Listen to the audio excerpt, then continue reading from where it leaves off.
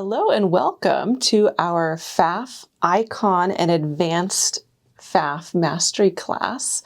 You're here because you just got a new Pfaff either Icon or a Quilt Expression 725 or the 715, and you're looking to start using it. We are hoping to take you through everything from plugging it in, threading it, winding the bobbin, through the basic operations of the screen, the most utility functions of the machine, even getting into those decorative functions, and then some of the practical items like doing a buttonhole or free motion, as well as cleaning and maintenance. This is hopefully everything you need to get started, get loving your machine, and feel confident exploring some of those more advanced options. My name is Grace. You're watching the Quilting Bee in Spokane's YouTube channel, and we're happy you're here. So we're going to start by plugging in. For the Performance Icon, we have the classic square circle plug. It goes into the port on that right-hand side. And then our foot control goes right there. And there's our power switch. For the Quilt Expression 725, it's a two-parter. We've got that classic square circle. It plugs into the power block. And then the other end is going to go into this port here. Now it is directional. There's actually an arrow embossed on the top. It's also flat on top and round everywhere else. So flat goes up, arrow goes up, and then it plugs into the far port. There's two circular ports on this machine. One's bigger. The bigger and back one is your power port. The other one is for the foot control. Okay, so the first thing that we'll need to do to start sewing is wind a bobbin. We're going to start with the Performance Icon here, and I've got an empty bobbin. I have a couple options for using my spools. I do have a horizontal spool here. The spool pin can also go vertical. I've got a second one, and then I've got my thread stand.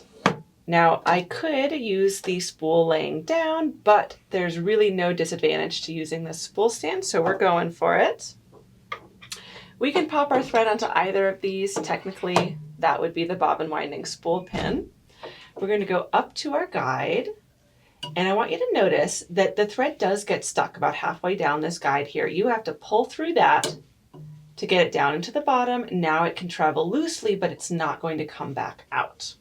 From here, we're going straight down to our thread tensioner, two hands on the thread like you're flossing, and you're going to bring that all the way around. The thread is traveling from, well, I'd say it's clockwise, from about noon to about 9, and it goes in and out through two slots cut in there. Then it can just get tucked in the guide. Really, that just holds it. It's not crucial. This is the crucial part of the system. And then straight over to our bobbin. Now your bobbin has branding on it. It says Pfaff on top on one side and nothing on the other. We always want to see our branding with these bobbins. So we've got Pfaff facing up, and with Pfaff facing up, I take the tail and I tuck it up through the hole in the bobbin.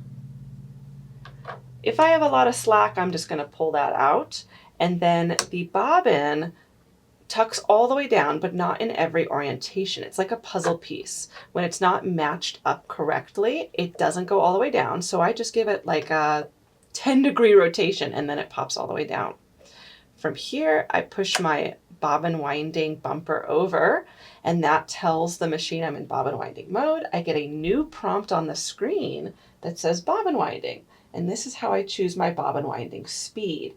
I would say most people are going to wind between 50 and 70% speed. If you have any sort of stretchy thread, elastic thread, rayon, viscose, that kind of thing, you're going to want to wind slower. I have 100% cotton here, so I can run pretty fast. And this does feel really fast. Now, you'll notice I keep a hold of my tail. This is helping it start winding cleanly without tying a knot at the end. Once I've gone up and down the bobbin a couple of times, I can pause, clip that thread as close as possible to the top of the bobbin, and then restart winding, and it turns itself off when it's done. I pull the bobbin off. This is a cutter. I just take my thread behind there, all done. So moving over to the Quilt Expression 725, we do have a standard spool pin on this machine, but we also have a bobbin winding pin, which is nice if you have two of the same spool and you don't need to unthread this guy or move it. This is, again, a puzzle piece, and it's going to fit into this fun little piece here. And it even has an icon saying, goes from unlocked, turn counterclockwise, and then it locks. And so we're going to put that in with the spool pin pointing to say 4 o'clock, and then it will rotate to right about 3 o'clock. I put my spool on. I'll even steal the spool cap here, pop that on. And from here, super duper easy, we are going to go around the back of the tensioning spring here. So we are going clockwise from back to front, just a half turn. If you do have a really unruly thread, there's no harm in going a full turn all the way around if you feel like it keeps popping out, but really they're just going to tell you to do that half turn there. We go around this guide, it tucks around the front, and then again, we're going to go up through the top of the bobbin. Top is represented by that Pfaff. Pop that on. Again, it's got to be rotated properly. A little bit of guess and check here. There we go. Bumper goes towards the bobbin. The screen shows a bobbin winding prompt with a speed. Again, once it's wound up and down a couple of times, trim that tail, keep winding. If it winds a little unevenly, you can always help it wind more or less by altering the position of the thread as it winds. Perfect, and look at that, it's done. Again, we've got a cutter on here. Awesome. Now we're going to put our bobbin into our bobbin area. On the Quilt Expression 725, you have a plate that you simply push down and toward yourself, and it slides right off. And then again, we have to be able to see our branding. There's that nice Pfaff logo. We always want to be able to see that. By orienting that Pfaff logo upright when you're on your bobbin winding pin, and here, what we're really doing is we're making the thread come off the bobbin with the bobbin spinning counterclockwise. The other way to think about that is it's making a P for Pfaff. But again, the easiest way is just to say, where's my Pfaff branding, and put that upright. Now this method is going to go for both the Performance Icon and the Quilt Expression 725. Once you've dropped that in with that Pfaff branding up, you are looking for a slot in the metal that's right at about 5:30 or 6 o'clock, and your thread is going to fall into that slot right there. From here, I'm very particular about how we do things, because if you don't do it quite right, you don't thread your machine right, you end up having tension issues. We're going to hold the bobbin still and pull left on the thread authoritatively. Did you hear that click? I'll be quiet. I'll do it again so you can really hear it. So there's this audible click noise as you get into the tensioning system. What we found is that with the modern Pfaff, say Pfaffs made in the last 5 years or so, if you don't hear that click, you're not in the tension system, and you end up having really weird stitching results. From there, we're going to go up and around a little plastic bumper and then down to our cutter. If I cut my thread now, sometimes it tends to spring up and kind of get back in the way of everything. And so I'm in the habit of going up and around, down and around the cutter, but I don't cut until I've recovered my bobbin area. Then I'll pull that tail and cut it. And then who cares what it does? It's all trapped underneath. The Performance Icon is really, really similar. The only difference is that I have a spring release here. I push this over and that pops off. If that ever loses its springiness, your local tech should be able to adjust the plate so that that springs off again.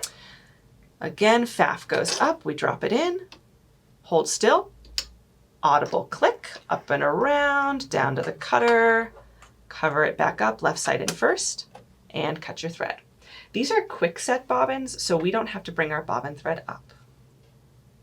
From here, we're going to thread our machines. And once again, we're going to start with the Performance Icon. Just for fun,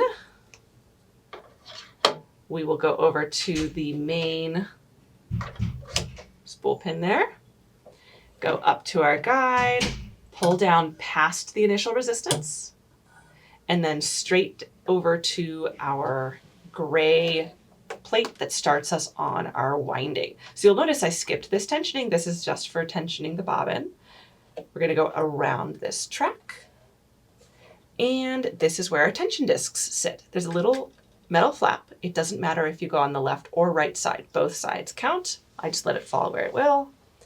Down and around the track here and up.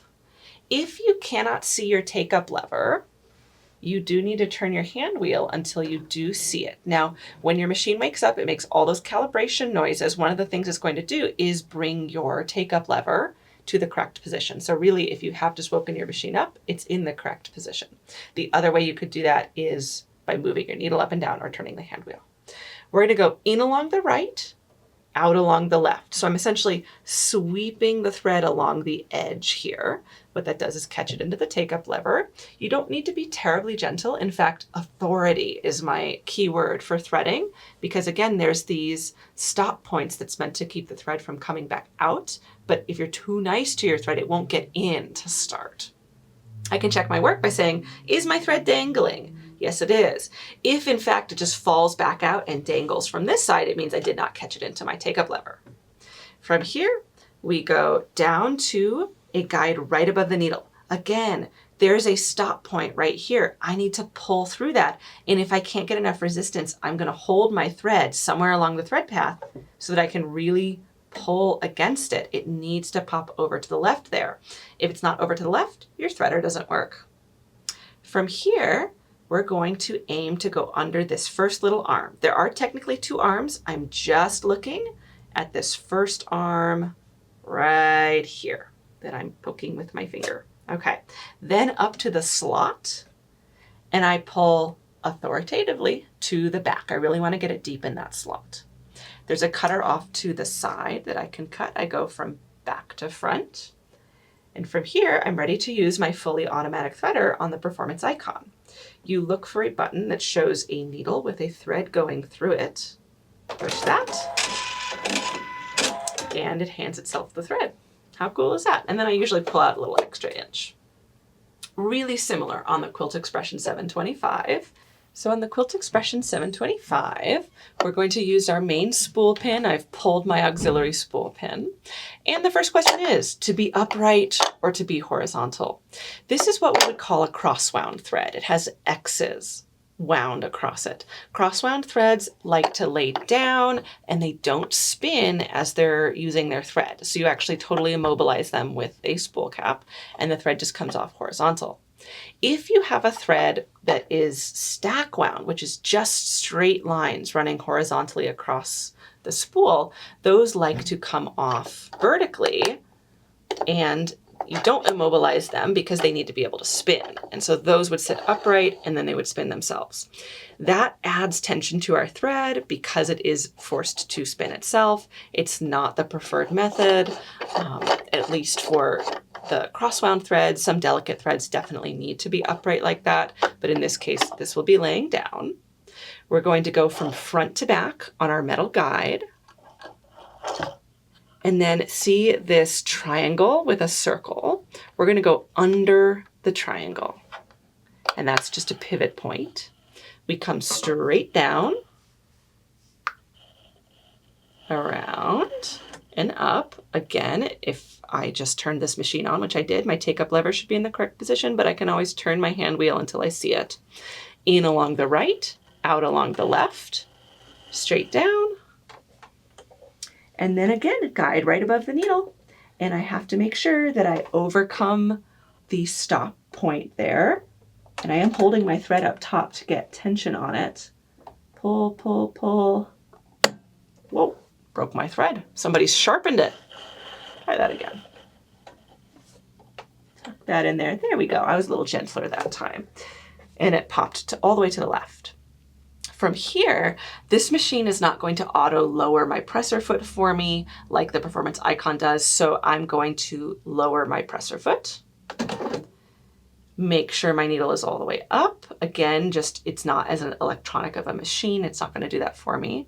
But the threading is the same. We're going to go under this forwardmost metal arm and then up to the slot. Pull authoritatively to the back. Find the cutter on the side. And then instead of a button to push, you have a lever. We push the lever all the way down. There is no virtue in having an increased speed, so just a firm, slow push, and it threaded. Awesome. If a little tail sticks out through the front of the needle, just pull that all the way through, and then again, I like to pull an extra inch. Okay, if you've been following along, you should have a bobbin wound and your machine should be threaded, and we're ready to start sewing. All right, let's get started. We are going to push Start Sewing. In some way, on some screen, you have a sewing or start sewing option. And the very thing we're going to see, the very first thing, is our live view of our stitch. We always wake up with a straight stitch loaded.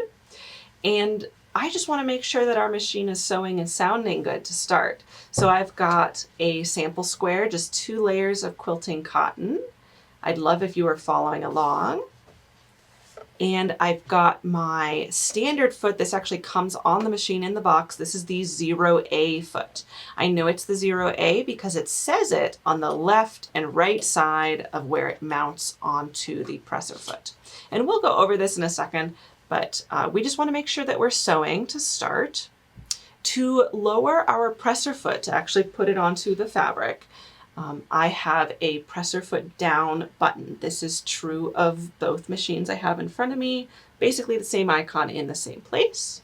Push that down, or actually, if you just push on your foot control, your presser foot will go down as well. There we go. Let's sew a line of stitches.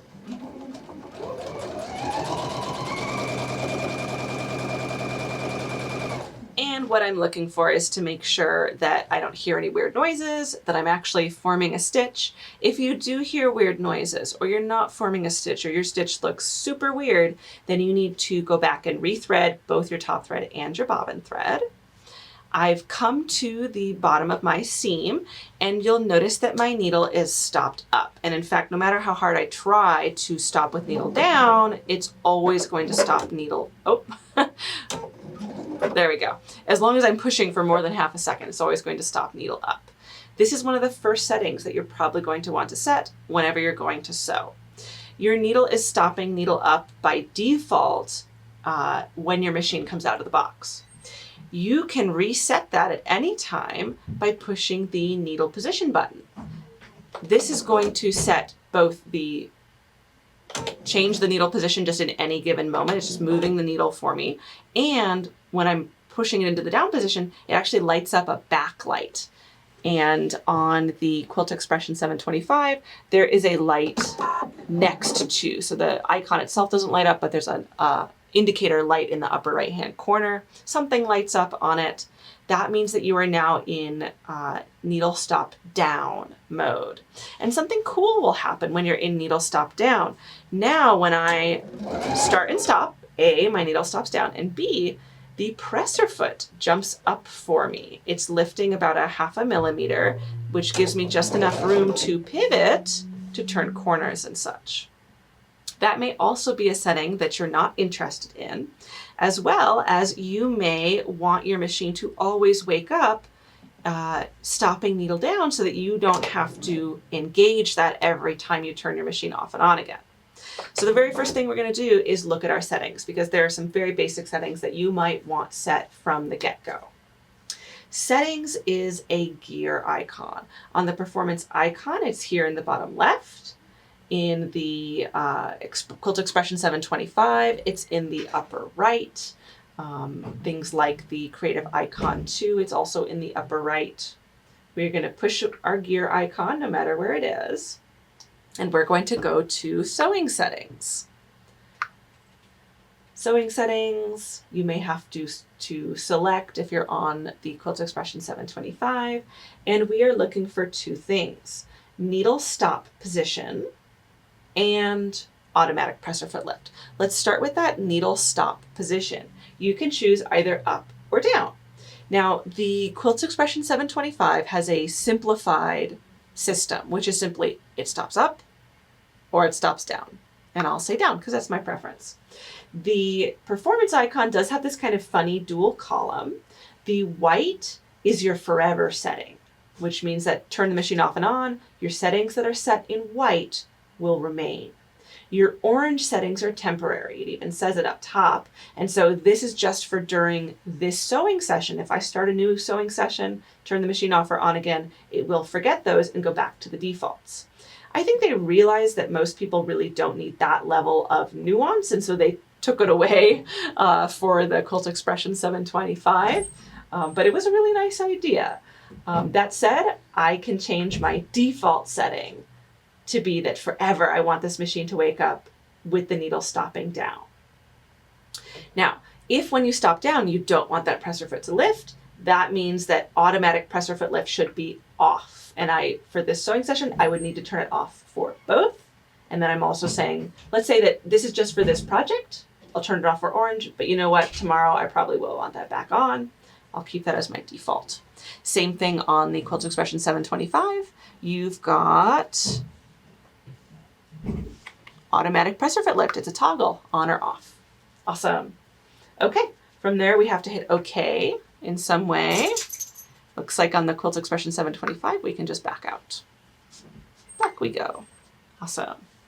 So now my needle will stop down whenever I wake up my machine. Another setting you may have realized on that first pass is, whoa, I've got too much power behind me. It goes way too fast for me. The speed control on both of these machines is on the side, really, really close to where you plugged in your power button. On the Performance Icon, it is a vertical slider. You can see me sliding it up and down, and the speed comes up. It's horizontal for some reason on the Quilt Expression 725, but again, it's just right next to where that power plugs in, and it's a gradated, you can do a choose your own adventure. I could put it at 92% speed if I wanted. We'll go pretty fast. Okay. So hopefully we've got your basic settings set. Now we want to evaluate, are we properly set up for a straight stitch? And we have a recommendations window on our screen. For both screens, we've got this chosen. We've got upper left corner for both. Recommendations, 0A foot, which is shown again on both points, both sides of where that foot attaches. It says 0A. And then this is an icon indicating that we should use the IDT integrated dual technology, which is the permanent walking foot mounted in the back. To engage that or disengage it, we always need to have our presser foot up. So to free ourselves up, I'm going to use my cutter for the first time. Scissor icon, or scissor button, I should say. Cuts my thread. And I'm pretty sure that I just turned off presser foot lift because I actually really like that. Oh, silly me. I actually do want that on. Okay. So when you are engaging or disengaging your IDT, you're using this black lever that's in back. And right now it's on, it's engaged. So to disengage, I'm going to pull down and forward. This is counterintuitive. People want to just yank backwards. It doesn't disengage if you just pull backwards. Pull down and forward, then pull backwards and up, and it releases. To engage, pull down and forwards, pops into place. Do that a couple of times for me, get used to engaging and disengaging. And it's kind of cool. You'll actually see the machine knows when it's up or down. You've got this active features portion. Let's see how it's shown on the, let's see. Oop, don't do that. There we go. All right, looks like the Quilt Expression 725 does not keep track of where my IDT is. That's okay. Really, I know that information by looking. I don't really need it to tell me there, but it does say that IDT is active. And then that recommendation says, yes, IDT should be down. That's a little picture of the foot coming down on top of your feed dogs. Okay, so I've got the correct foot. I've got the correct IDT position. The Quilt Expression 725 does have a foot recognition feature, and you can see here that it's telling me, oh, it was telling me that it thought I had the bi-level foot on, possibly because the foot was up. The foot has to be down. The light should be very bright for it to be able to see that foot clearly. It looks like it's finally realized that I do have my 0A foot on, and so it stopped showing a little red foot saying that the bi-level foot was on. So it's happy now. You can always violate the recommendations. You still have that power. The machine can't hold you hostage. It's just going to make a recommendation, and then it might say something to you if you are using the incorrect foot and it knows that you're using the incorrect foot, but you'll still be able to bypass that. All right, so we're clear on our recommendations, and we know that we've got our setup correctly. From here, let's talk a little bit more about our straight stitch. So let's dig into this straight stitch. What can we do to it? What do we know about it? I'm going to select Stitch Edit, or on the 725, simply Edit with a little up arrow. Really quite hidden on that 725, just a little caret up arrow. Both of those are going to open up information and controls for the basic settings of the straight stitch. The first one that we're going to look at is the stitch length. You'll see that 2.5 on screen, on both screens, says 2.5. The performance icon is very icon based. It's very pictographic. And so if you look at this icon and you say, I really don't know what this triangle is trying to tell me, you have a question mark feature in the upper right hand corner. You tap the question mark, it turns green with a little circle around it. You can tap basically anything else on screen. It'll tell you what that is. So I'm going to tap that icon. It says this is your stitch length. You use plus and minus to adjust it. And if that little blurb doesn't give you enough information, they give you a link. Read about stitch length, tap, and it brings up your user's guide, which is exactly the same as the printed user's guide you get with the machine, with the relevant page, stitch length, a little bit more information about that. To get back to my sewing screen, I'm going to push the triangle in the upper right hand corner. Now, let's say that I wanted to reference my user's guide without having to hit question mark and then length. Maybe I had a different question and I really didn't know what icon I was supposed to touch to get to that link anyways. You can access that user's guide anytime by using the open book in the left-hand corner, and then you will be pulled to this screen here. User's guide is that top option, and then I can go through a table of contents, or I could keyword search. So for instance, maybe that needle stop position, I couldn't remember how I did that. I can search, say, needle position, search, and then it's going to have a variety of, okay, these are sections where we pulled up that needle position, wording, or I can scroll through A to Z. So lots of different ways to use that. Back to our main screen. The Quilt Expression 725 has the same thing. It has a question mark feature, so I can tap, say, a different icon that I don't understand. This one doesn't have the link to pull you to that page, but you do still have a book in the upper left with that same option to look at it as a table of contents or alphabetical order, or to search a keyword. And that one, you just hit the back arrow still on screen. Okay, so back to that stitch length. That's where we started. As I said, we're going to look at this stitch length that says 2.5. If you look at the stitching that we did earlier, that's a standard straight stitch length. Let's say I want to baste, which is to do an extra long stitch to tack your layers together. I can do the plus, and this is true of both machines. I push and hold until it stops moving. It stops at 5. Let's stitch a little bit of that to get a feel for what that looks like. Again, I don't have to push the presser foot down button. I can actually just push on the foot control. Goes down. Cutter. I make sure to let it make all those noises before I try to move the fabric. and I've got a nice basting length stitch. I want you to notice that the stitch length here that says 5 has changed colors. It's green now, which means it's not at its default. When it's at its default, or the setting that it wakes up at, it's white.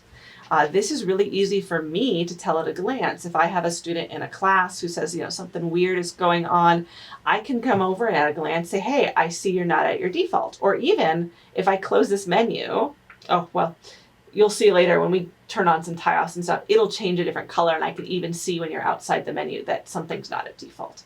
In this case, that is green. If I want to go back to default, I could laboriously go back to 2.5, and if I didn't remember where I was going, what number was it on, I could wait for it to turn white again. However, there is honestly an easier way. If I go back to my stitch selection, which we have not had occasion to do yet, so really for the first time, we're going to go select a stitch. We have a straight stitch zigzag stitch icon here on the performance icon. On the 725, it's just a zigzag icon here, both of those on the upper right. You tap that, it pulls up a view of the current category that you are in, and number 1 is highlighted because that's the stitch that we're doing. We tap that again, it reloads the stitch back at its default, and we're back at 2.5. So the quickest way to reset a stitch back to default is to reselect the stitch. Now you can actually drag this menu around. If for some reason you want it somewhere else, I'm grabbing the vertical lines at the very top. I can drag that around the screen. And then in the bottom left of this window, there is a collapse or expand draggable triangle. I tap and hold, drag that around, can move that somewhere that for some reason might be more visible to me. Exact same thing on the 725. I've got both of those controls to be able to move that around.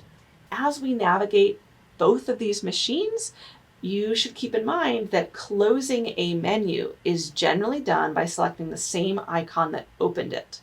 This is different than other brands of machines. I'm often looking for an X or a back button, but no, you're just selecting the same thing that opened it. So for this stitch selector, I'm going to select the same icon that opened it. That was the same with stitch edit. There's no collapse or close. I simply tap the same icon again. Okay, so we're back at default because I reselected my stitch. That's our stitch length. That's easy to understand. How about this triangle moving left and right here that says 0, 0? This is our needle position. We're currently centered, which means that we are 0 left, 0 right. We're at 0.0. Let's see what happens. If we push the minus as far as it'll go, first of all, what happens to that number? And what happens to my needle? So I go to negative 4.5. My needle is in the up position right now. If my needle was down, nothing bad would have happened, but also my needle would not move. So if your needle has been down, you'll want to push your needle position button to move that up. Then it will jump, as you can see, all the way to the left. And this is true of both machines. Negative 4.5. Okay, let's keep that in mind. Let's see how high this number can go. I push and hold on that plus. And it goes all the way to 4.5. Where's your needle? It's all the way to the right. So 0 is centered, negative 4.5 is all the way to the left, positive 4.5 is all the way to the right. This is a millimeter value, so that negative 4.5 means 4.5 millimeters left, positive all the way to the right in millimeters. So why would I move my stitch around? A couple of reasons. Number 1, you might be, say, edge stitching, and you want to, say, line the fabric up with the edge of the foot. That's convenient. You might be doing a specialty technique like a zipper, where you're going to move your needle possibly a little bit closer or further from the zipper. The big reason that most people will use their stitch position adjust on a day-to-day basis is because they are adjusting their 1/4 inch. I want to talk more in detail about sewing a 1/4 inch with these machines because it is such a basic utility function of quilting. So let's reset that needle position. What's the quick way that we reset? You're absolutely right. It's go to our stitch selection and reselect the stitch. There we go. So I'm back and centered. That's important because our 1/4 inch foot does use a centered needle position to start. To take off the foot, we are going to push on the toe of the foot and it comes off. That's what I'd call like a pressure fit or a pressure release. The 1/4 inch foot that comes with the machine is a guideless one. It's simply the toe at the edge of the foot closest to me is the 1/4 inch. I say that because at the back of the foot, there's actually a wider edge. That's not a 1/4 inch. It's the 1/4 inch of that right hand toe exterior edge closest to me. To pop this on, I simply put it under the shank and lift up. I don't like lowering my foot or lowering my shank onto my foot because I no longer have a presser foot lifter where I can control the speed it lowers. I don't like how quickly that slams down. If your foot's not aligned correctly, I think it kind of puts wear and tear on that motor that's lowering your foot. Okay, and you'll notice that that 1/4 inch foot falls right in that centered needle position. Pretty cool thing about the 725 that they've added is a position laser. And I wanted to point out that if you feel like that laser is off, the 1/4 inch foot is also a great foot to check that for. So I pop the 1/4 inch foot on to my 725. 725 has an additional icon on its control bar. It has a picture of a laser shining on a fabric. I tap that. This is also how I can control the overall brightness of the bed of the machine. I've got this LED work light. It's late at night. I don't need such a bright workspace. I can turn that down. This also has a laser toggle. I'm going to toggle that on. Position is at 0, which is centered. And you'll notice if I lower the foot has to be lowered for this to make sense, that the laser is coming out right where that slit in the foot ends. This is specifically the 1/4 inch foot, not the 0A foot. If I felt like that positioning was slightly off, I actually do have a control for that. That's in my settings, fine tune camera and laser, fine tune laser, and then I can move that left or right if I feel like that has gotten off. That said, I haven't traveled anywhere with my machine. Often what will happen is the rattling of the machine as it travels can get that off. So I don't really have any adjusting to do there. And I'm gonna turn that back off. Okay, so this 1/4 inch foot, like I said, you follow the edge. And it's a very small opening. This is also doubles as a straight stitch foot. But if you needed a very small adjustment to your 1/4 inch, if you felt like your 1/4 inch was too wide or too skinny, you do have just the barest minimum to move your needle. You can either move it to plus 0.3, which is 0.3 of a millimeter to the right, or say negative 0.3, which is to the left, to make that either narrower, you're moving your needle closer to the edge if it's traveling to the right, or wider, you're moving further from the edge if you're moving to the left. If you invest in the other 1/4 inch foot, which I do highly recommend, you also get more control there. So for this demo, I am going to pop mine on. This is the perfect 1/4 inch foot with guide. And there's two differences between this and the standard foot that comes with the machine. Number one, it has a fence on it. Can't move my fabric beyond that 1/4 inch. And number two, the opening is bigger. I get like a full millimeter swing on both sides. I'm gonna pop that on. For this demo, you can keep on your regular 1/4 inch foot. And what we wanna do is just practice sewing a 1/4 inch.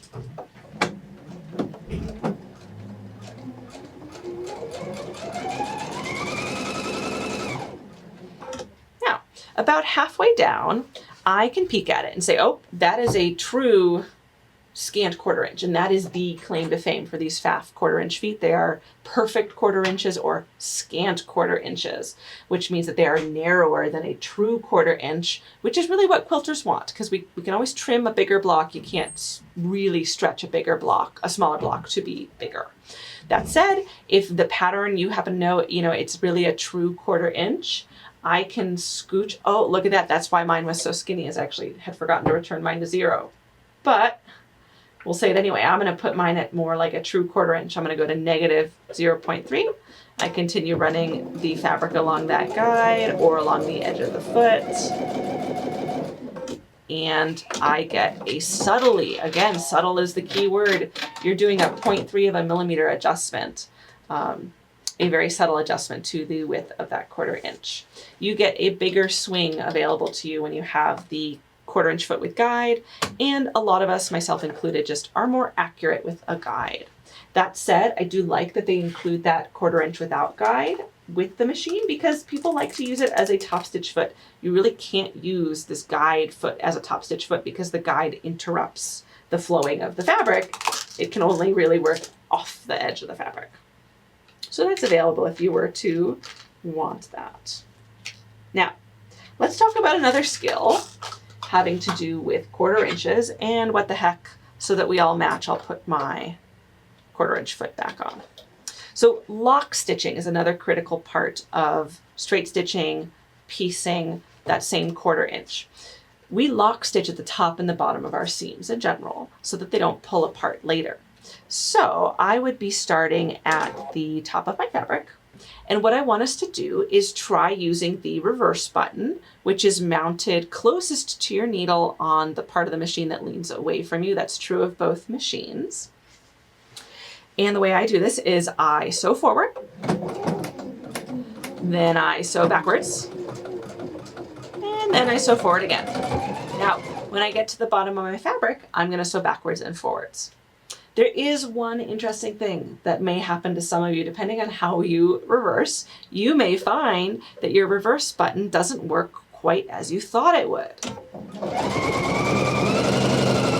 What I'm talking about is if you are in the habit of stopping, then pushing the reverse button, you engage permanent reverse.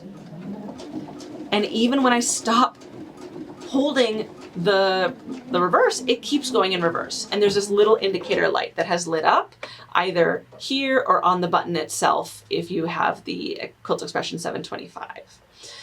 Permanent reverse is engaged if you are stopped when you start pushing the reverse button. If you are running the machine and then start pushing the reverse button, temporary reverse. When I let go, I go forward again. Start pushing, let go, I go forward again. So this is a dual function button, and we're going to see this more than once on this machine. The button does different things depending on if you're running the machine when you push it or if you're stopped. This is one of the really cool things that make Pfaff so customizable, so personalized to each person. Depending on how you use it, you get different effects, but it also means that you have to learn, oops, if I do this another way, I may get a different result. If I've turned on permanent reverse by being stopped and then pushing the reverse button, so now I go backward forever, the way I turn it off is by stopping again, pushing reverse again, that indicator light goes off, and now I'm back into normal forward mode. Okay, so now that we understand that functioning of the reverse button, go ahead and pause me, and I want you to do a couple laps along your fabric, practicing lock stitching in both of those ways, turning on permanent reverse, and by doing that temporary reverse by running the machine and starting the reverse button. Okay, so now that you've practiced your reverse stitching, which again I was saying in terms of lock stitching, I want to show you some other options for lock stitching as well. The manual is, what we all start with when we've got our, basic starter machine, but these more advanced machines do have more options. The first is a shorter lock stitch, a programmed lock stitch. The way we're going to do that is by using another button up here on the front of the machine. It is a picture of 1 or 2 lines traveling downward with 3 lines at the bottom, and both machines have that. The way I think of this is it's showing you stitching forward with 1 or 2 lines, and then it shows with those 3, it's saying stitch forward, stitch backward, stitch forward. And those are actually going to be on top of each other, but it is 3 stitches laid down. So that is my forward, backward, forward lock stitch. And the way that's going to work is super easy. I'm going to be stitching along. I push the lock stitch button, forward, backward, and forward. And then it forces itself to a stop, and then I can use my cutter. Go ahead and try that 1 or 2 times for me. Excellent. Okay, you've had your chance to try it a couple times. I've got another lock stitch option for you. I call this one the on-demand lock stitch. Whenever I need it, it's ready. There is also a programmable lock stitch, and this is done through the tie off menu at the bottom of the screen. Both machines have tie off somewhere on the bottom of the screen, and it shows some lock stitching and some cutting. We're going to go to that menu, and it's going to say beginning, end, and thread cut. And in fact, I'll turn all of those on, but you can do just a subset. So tie off beginning will do the start of the stitch. That's going to happen automatically.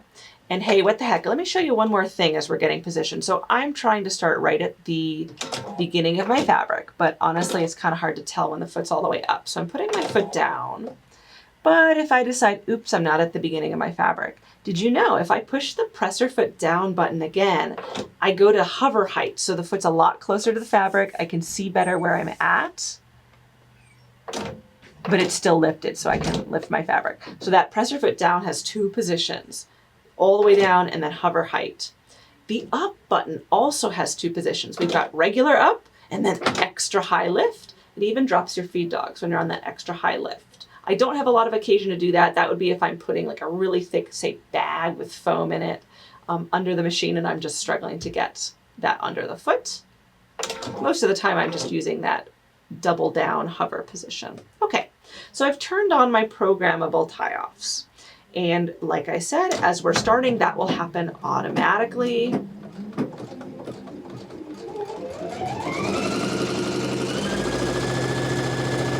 And then we sew to the end of the seam. So you should have seen your machine sew forward, back, forward at the beginning of your stitch.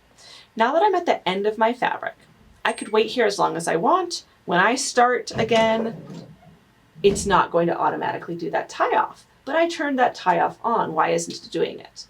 Well, the machine is not going to guess when you want a lock stitch. Thank goodness, we don't want it to guess. We would rather command it and have it follow our command. The trigger for saying, okay, I'm at the end of my seam, go ahead and do that ending lock stitch, is the reverse button. But this time I just have to push and release. I don't have to push and hold. An indicator light comes on again, and we'll do that on the Quilt Expression as well. Just so we can see where that indicator light comes in. We're going to push the reverse button. Okay, this one just turns on an indicator light on the reverse button, whereas my performance icon shows actually a separate indicator light saying end of stitch. Now that that's on, I continue sewing. It does that forward, back, forward, and it stops. And then because I turned on the thread cut, it auto cuts after that lock. Let's do that again without as much stopping, starting, and talking from me. We start, it's going to do that auto lock at the beginning. Whenever I'm done with my seam, it could be right now, I push the reverse button. It instantly goes into that forward, back, forward, and then the cut. Excellent. Looks like I started a little off the edge. Oh, and my tails are getting a little caught. Getting a little messy there. Okay. So those are the programmable lock stitches. Those are not just restricted to a straight stitch. Those can be done basically on any stitch. I'm going to go ahead and turn mine off. Oh, this is what I was mentioning, where I can tell if you close the menu. Notice tie off is still blue, at least on the performance icon. It is also blue on the Quilt Expression 725. Someone tells me in class, hey, it's starting really slowly, let's say, it's doing something weird at the end, I can come over at a glance and say, oh, you have something open in your tie-off menu. Super easy to tell at a glance, and then when I turn them all off, goes white again, nothing's on, it's back at default. Okay, so to review our lock stitching, we have the option to do a manual lock stitch, which is done with our reverse button. Keep in mind the reverse button does two different things depending on if you're stopped or running when you start pushing it. Then we've got our on-demand lock stitch, which is a physical button on the front of the machine. And then we've got our programmable lock stitches and cuts, which are in the tie-off menu. Those are automatic, except that it's not going to guess the end of your seam. You're going to trigger that ending lock stitch and cut by pushing the reverse button. Okay, now you might be thinking, Grace, I think we've quite beat the straight stitch to death. Can we please move on? Yes, I'll just draw your attention. There is one more icon we haven't talked about yet. So I just want you to keep that one on the far right in mind. On the 735, it's thread tension. With a little number, there's no icon, but it's that 4.6 either way. We'll come back to that. But yes, I will let us go to a zigzag stitch. So we are going to go to our stitch selection, which is either a straight stitch and zigzag stitch or just a zigzag on the right-hand side in that side menu. And the zigzag stitch is number 5 on my performance icon and number 6 on the Quilt Expression 725. You'll notice your picture immediately changes. That is a live picture. That's how big this zigzag is supposed to be. All right, can't use my 1/4 inch foot on this. The performance icon would let me break a needle.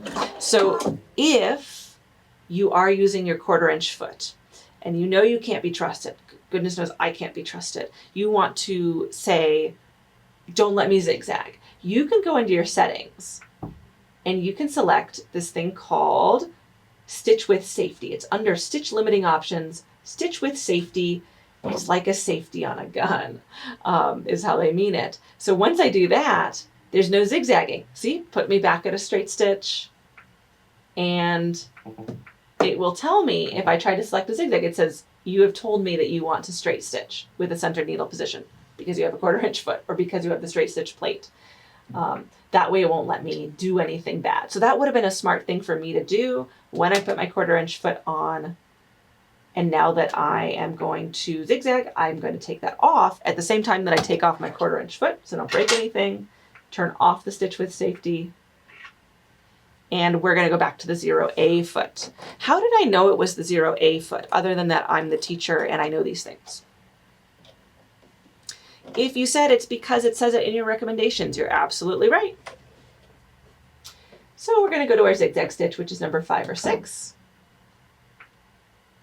And before we do anything with that settings or anything, I want to just see what default looks like. We're going to sew a little bit. And I've got a new activity for you. So I'm sewing along with my foot control, and I have been this whole time, but I don't have a foot control plugged in right now to the Quilt Expression 725 because I only had the one demo foot control. Can I still show you a zigzag on the 725? Absolutely. I have a start-stop button that doesn't use the foot control to sew. It is the play pause icon that you see here. I push to start and I push to stop. Now, my machine did unthread itself, classic. I should have pulled out probably a little bit more thread. Let's rethread that, press her foot down. There we go. And this time, pulling out 2 inches of thread. Okay, press play, press stop. It runs at whatever speed your speed control is set at. So I'm going to slow that back down. Same thing on the performance icon. Play and stop. I want you to try some of this zigzagging with your start-stop button. It's a great thing to have at your disposal. I have plenty of students who come in and that's all they sew with.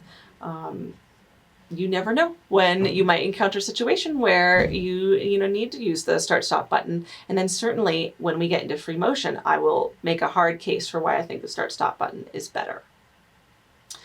Okay, so get some zigzagging out of your system, use that start-stop button. Awesome. Okay, so let's start messing with this. I do have a length control 3.0. And this will be really the first time that we can really see this live view of the stitch. As I increase this, that live view gets longer. And at first you say, wow, I can go so much further. That straight stitch only went out to 5. I can go out to 10. That's a little deceptive. It's simply 10 because it's counting from left zigzag to left zigzag. So it's going 5 forward, 5 forward, 5 plus 5 is 10. And then I can also increase my width. Now notice this is a new icon for us. It's a zigzag stitch getting wider, or if you're on the 725, you've got the Word version. It simply says width instead of position. But on the icon, the performance icon, you do get a different picture, and you want to just make sure you understand that. 4.0, 4 millimeters wide. Let's increase that as wide as it goes. Goes all the way out to 9 millimeters. This is a huge zigzag. This is a basting zigzag. You really wouldn't do this in a normal use case, but it is fun to see the absolute maximum of the machine. So I sew a little bit of maximum zigzag. And I do get a really long, wide zigzag. When you go this long and wide, you do often get a little crunching of your fabric. The fabric or the thread is a little bit loose over the fabric. It's easy to catch and snag. There's several reasons that you wouldn't use this truly in, functional sewing. This would be like a basting zigzag if you're basting some elastic on or something like that. If you are wanting to do a long wide zigzag and you need it to be more secure, let me draw your attention to an alternate zigzag. If you go back into your stitch selection and you go to number 7 on the performance icon, or number 8, excuse me, on the Quilt Expression 725, you get a segmented zigzag. Stitch a little bit of that. I think I'll use my start stop button.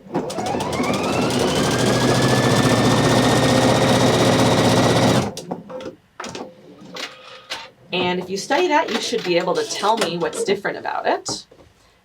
It is made up of multiple stitches. So if I make that longer and wider, I could certainly make it 9 millimeters wide.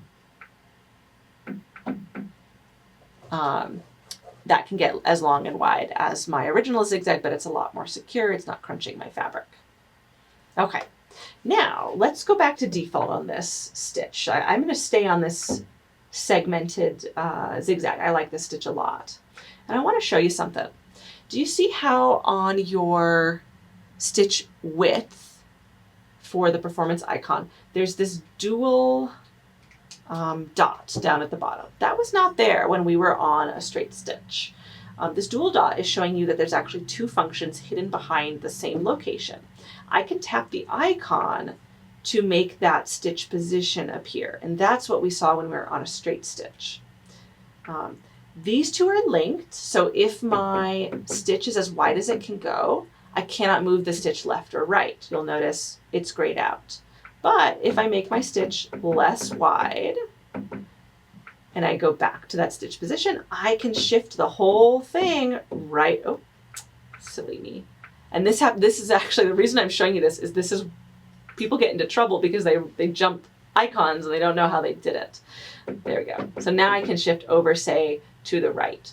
This would be good for piping or cording, alignment. You want your stitch aligned with the right side of your foot, something like that. But what people get into trouble with is they'll accidentally change their needle position, and then once your needle position is shifted, it won't let you get wider. You cannot get to 9 millimeters anymore. And so if you are feeling limited in a way that you're not used to, it's worth checking that icon and making sure, oh, I accidentally changed my stitch position. I can either undo my work there. See, I keep tapping the icon instead. So keep messing it up. Oh, we'll just do a hard reset. We'll reselect that stitch. So be aware there's 2 options there. Now on the Quilt Expression 725, it is a toggle up by width. It's a little more obvious. I kind of like that more. Width versus positioning. And again, they're linked. You can't do both at once because one affects the other. If I change my positioning, my width does not get as wide. As I change my width, I can't change my position as much.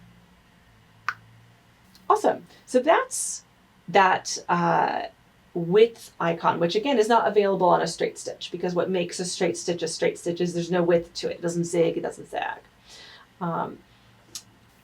So the other thing I wanted to draw your attention to on the stitch edit when you're on something that's not a straight stitch is our thread control, thread tensioning icon has changed. And I did draw your attention to that when we were back on a straight stitch. I said, check this out. It says 4.6 right now. Whereas when I go to my any zigzag, basically any other stitch that's not a straight stitch, I get this 3 circles with a 50. This is active stitch technology or thread metering, and that would be something that, again, you could look up, read more about by tapping that icon, tapping the link. But you don't need that right now because you've got me. So the thread metering, the idea behind it is that it's sensing the thickness of your fabric and it's metering out more thread when you've got thicker projects, less thread for thinner projects. This icon actually makes a lot of sense when you know what it's supposed to be showing. If you go to this front part, there's this portion in between the threading path. I push down at the top, I lever the bottom out. You can see 2 tensioning systems. You've got the classic thread tension, which I said your discs are marked by that flag up there. They are 2 discs and the thread goes through it. That sounds a lot like this icon here. 2 discs, thread going through it. Whereas the thread metering is done with these 3 gold, I think they look like bullets, in the machine. And those sit below the thread discs. Those 3 bullets and then those 3 there, thread goes through it. Those move around as it senses different thicknesses to your thread. Okay. Why do I draw your attention to this? Well, what if I don't want active stitch, thread metering? Why wouldn't I want it?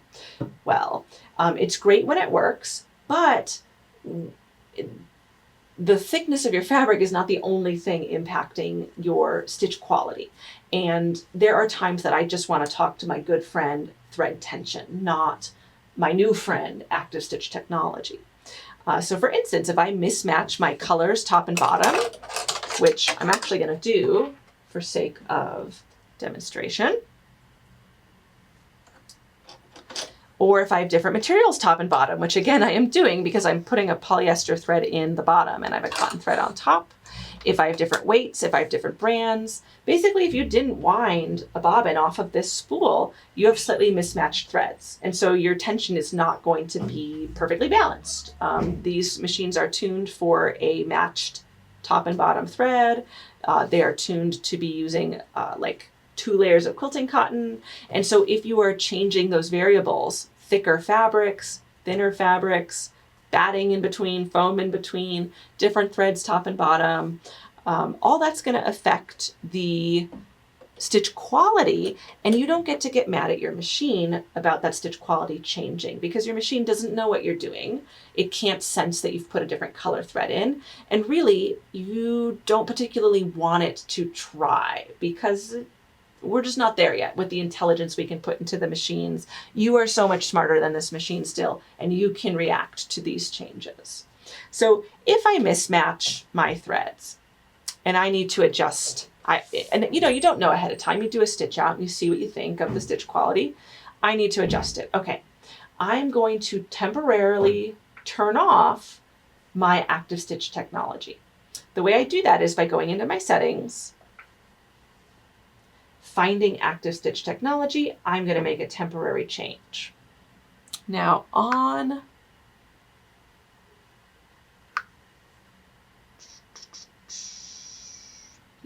okay. This is not available on the Quilt Expression 725. Back to sewing. Okay, so I've turned off my active stitch technology on the performance icon. And I get my old icon back, which is the tension with the 2 tension discs and the thread going through it. The tension is different than the straight stitch. It's at 3.6, not 4.6. That's normal too. The Pfaff engineers set a default ideal tension for every single stitch in the machine. It generally has to do with if it's decorative versus utility, the width it is, the length it is, things like that. So that's not wrong in any way. And I'm actually going to deliberately induce some changes here so we can see some variation in stitch quality. So you would be adjusting your tension because you're getting a weird result. You're getting a strange stitch quality. And right now I am sewing under ideal conditions. You know, I've got 2 layers of quilting cotton. Yes, my threads are mismatched, but it's not going to create a huge issue. I'm actually going to induce a huge issue so that I can show you how to react to it. So if you want to follow along, we can induce some bad results. I'm going to lower my tension to 1. I don't go to 0. 0 is overkill and you generally just make a big nest. So we're going to go to 1. And I'm going to stitch, and I'm still on that segmented zigzag stitch. You could go back to a straight stitch if you wanted. You're just going to make sure that your tension is at 1 before you start sewing.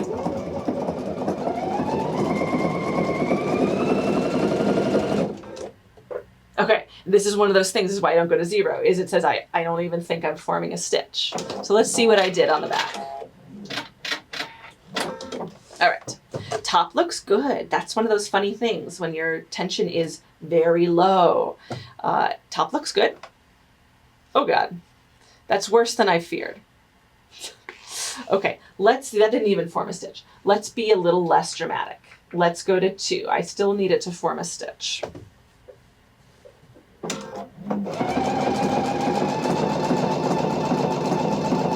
All right, this is more promising.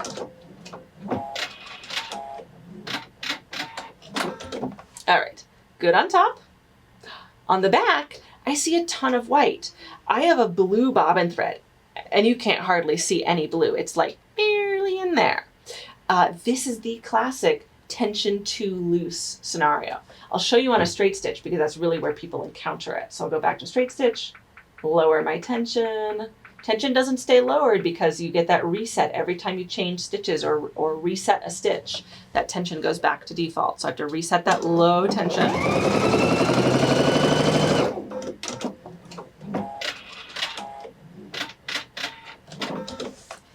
Oh, well, again, I just don't get a bobbin thread. You can see that's all loops of top thread coming through. So in this case, what I have done by lowering the number here to 1 is I've made the tension discs press less hard on the top thread. So the top thread is flowing through very freely, so quickly, so freely that it's going to the back of the fabric. In this case, I need to increase my tension. And I go a lot when I'm increasing my tension. If it was at 1, I'll go to 2 or 3. I'll jump a whole couple of numbers. There's really not a risk in tightening your tension a lot. Okay.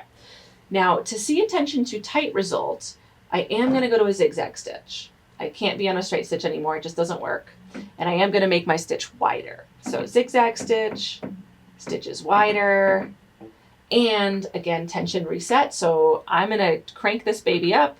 Again, not to the absolute maximum because that does tend to just break my thread. So I'll go to like 9. Perfect. Okay. Right now, the tension discs are squishing really hard on that top white thread. They are really keeping it in check. Ooh, it even sounds weird.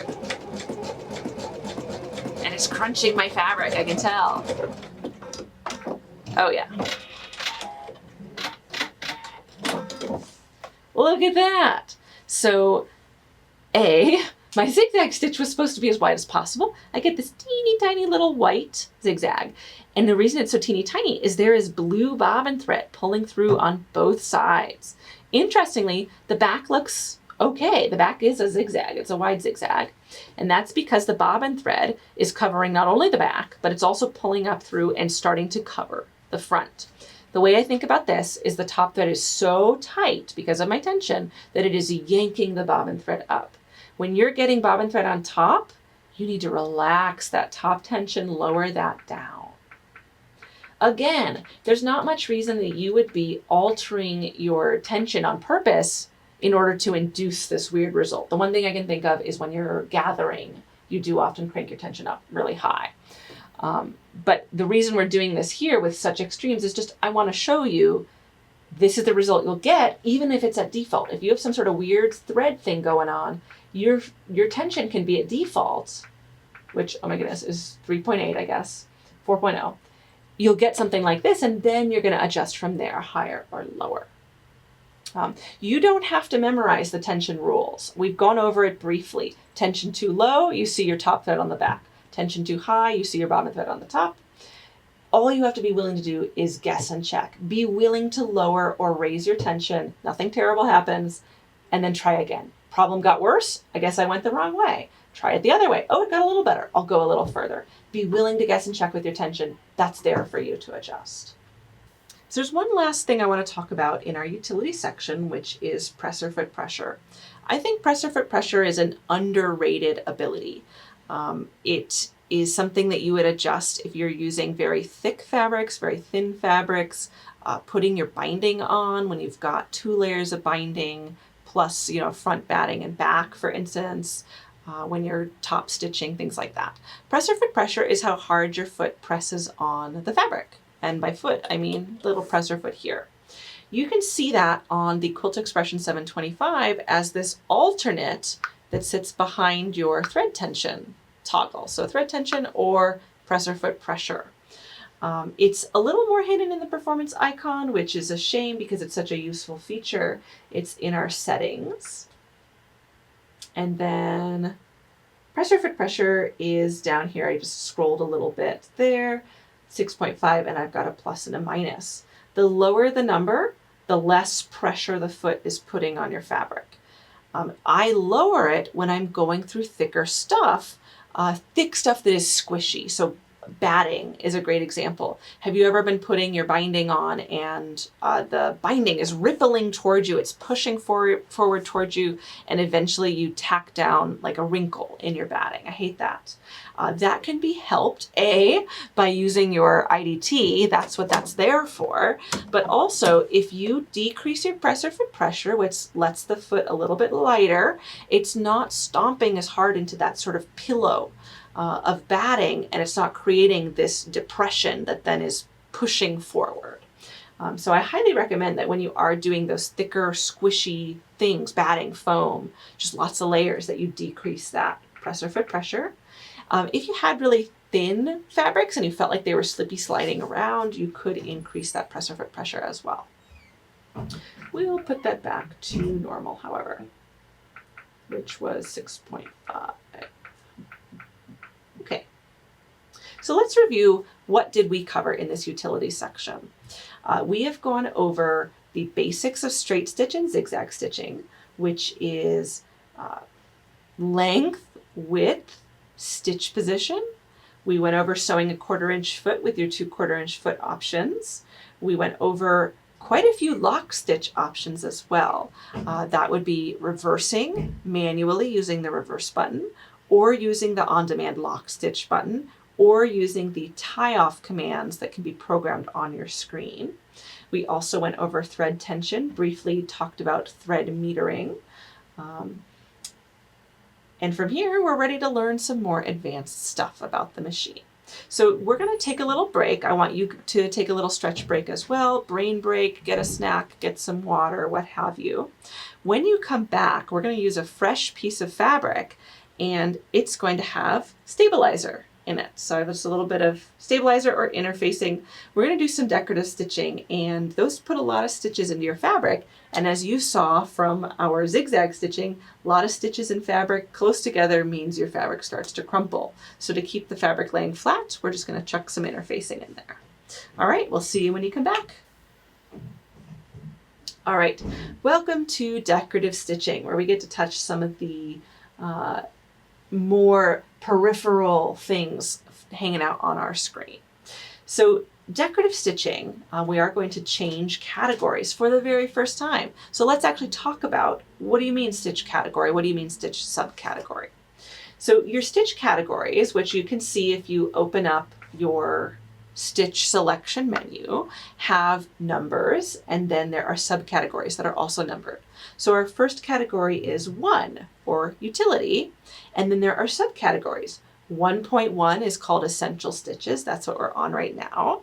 And then I've got 1.2, 1.3, 1.4, and those also have subnames. Now it can be hard to see on some of these.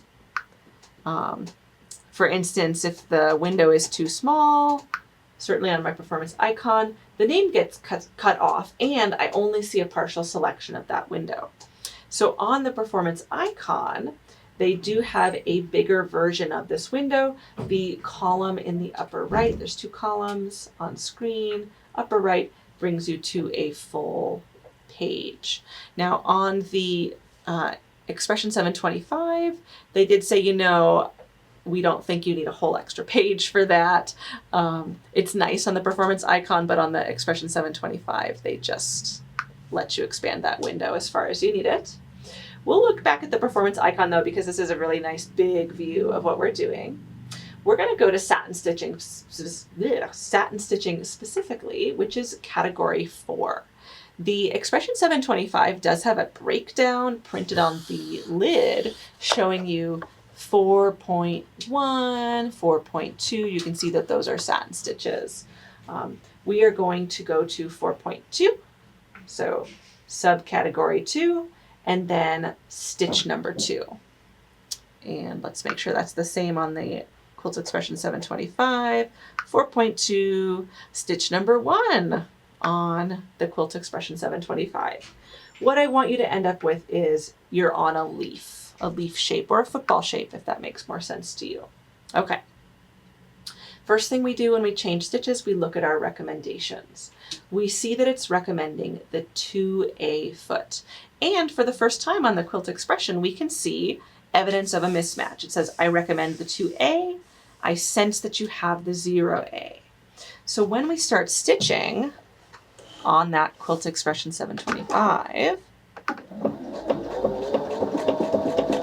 you'll notice it does let you. It's very scary red, but it's not going to stop you. You can still make your own mistakes, which I appreciate, but it thinks that it's not the appropriate foot. We're going to do most of our stitching on the Performance Icon, so I'm only going to switch the Performance Icon. I've got a 2A. Now, the 2A does not have a slot in the back for the IDT. And sure enough, it's not recommending IDT. I know that because there's no IDT picture. It's the absence of the IDT that tells me that it's not recommended. Now I want to show you something. Again, the Quilt Expression 725, it gives me this scary message, but it let me do what I wanted. The Performance Icon will do the same, but it has an extra safety feature, which is when I go to start, it does pop up a window. It won't let me start stitching, and it'll say the IDT is not according to recommendation for the selected stitch. So it says, I see your IDT is down. You really should put that up. However, I'm in charge here. If I want to use my IDT, I just keep pushing on the foot control and it lets me go. So both machines will let me do what I want. It's just that the Performance Icon gives me a little extra warning. That said, I do want to do what the machine says. So I'm going to take off my 0A foot. I raise the IDT by pulling forward and down and then backwards. And then I put the 2A on. The big thing about the 2A, number one, no IDT. If you're doing a satin stitch with all these long stitches laid next to each other, you don't want the IDT, which has all these little teeth on it, plucking at those stitches. And then the 2A also has a channel on the back. If you flip that over, it's got a channel that's not present on the 0A. And that allows the dense stitching to flow under the foot. So the 2A really is recommended for the job. Okay, so we've got our 2A foot on. Machine's going to be happy now. Here is your challenge. Each of these is a leaf. I want you to sew exactly 2 leaves and stop when you get to the bottom of the second one. I'll try it too and we'll compare our results.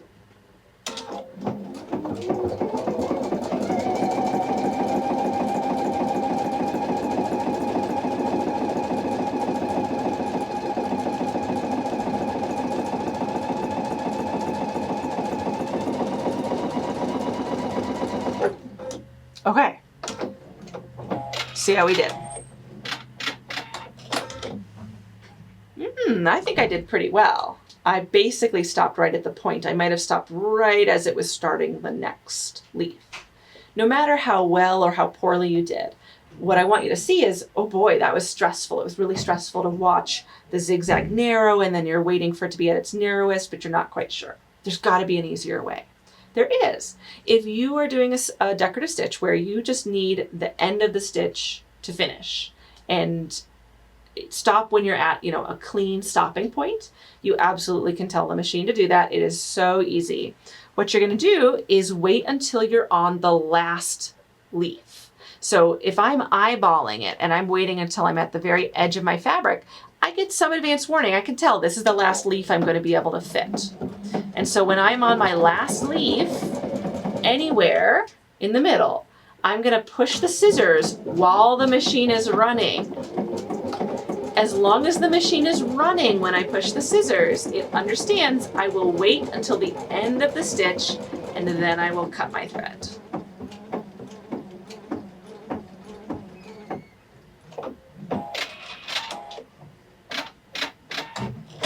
That to me is the easiest way to get that done. If you use your cut when you're not stitching, it does function like the regular cut, which is it just cuts immediately. So I get halfway through, I stop, I press scissors, oh, it cut right away. So the cut button is polite. When you're in the middle of your stitch and you're running the machine, you can say, cue up, when you're done with this stitch, go ahead and cut for me.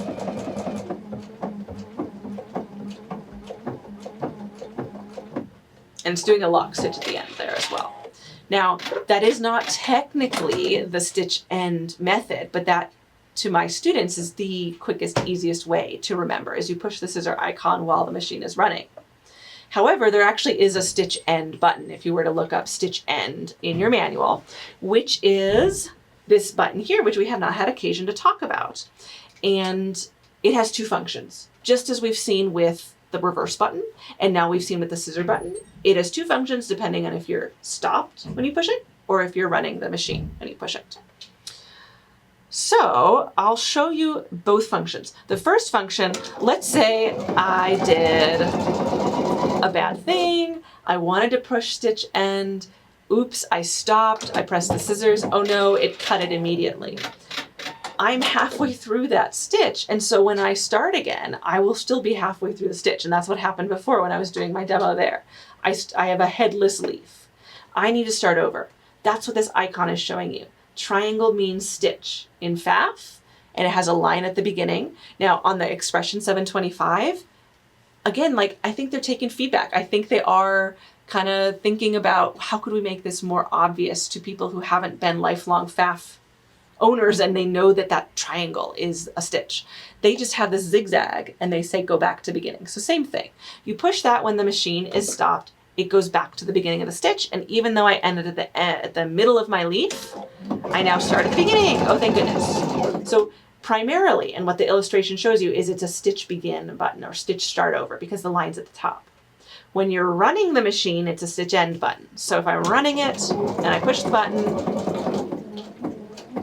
okay, how rude. It didn't listen to me. Hold on.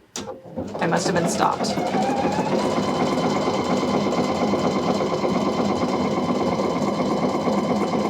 There we go. When I'm running the machine and I push that button, it's a stitch end button. You can see it kind of sneaks up on you. It's actually pretty easy to push it when you're stopped, when you're thinking. There we go. Okay. That said, I use the cutter because I'm going to cut anyway, and so I might as well not push two buttons. Push the scissors while the machine is running.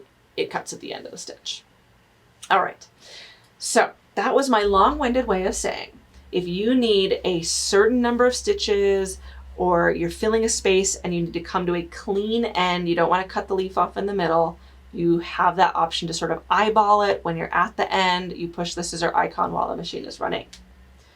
There is another way to do this. If I gave you the same instruction, but let's say I want you to sew 3 leaves, you might say, oh, that's a lot to count. I have to watch it go 1, 2, and then in the middle of the third, I've got to push that scissor icon. That's a higher mental load. Is there a way I can decrease my mental load and just tell the machine to do that? Absolutely there is. That's what stitch repeat is all about.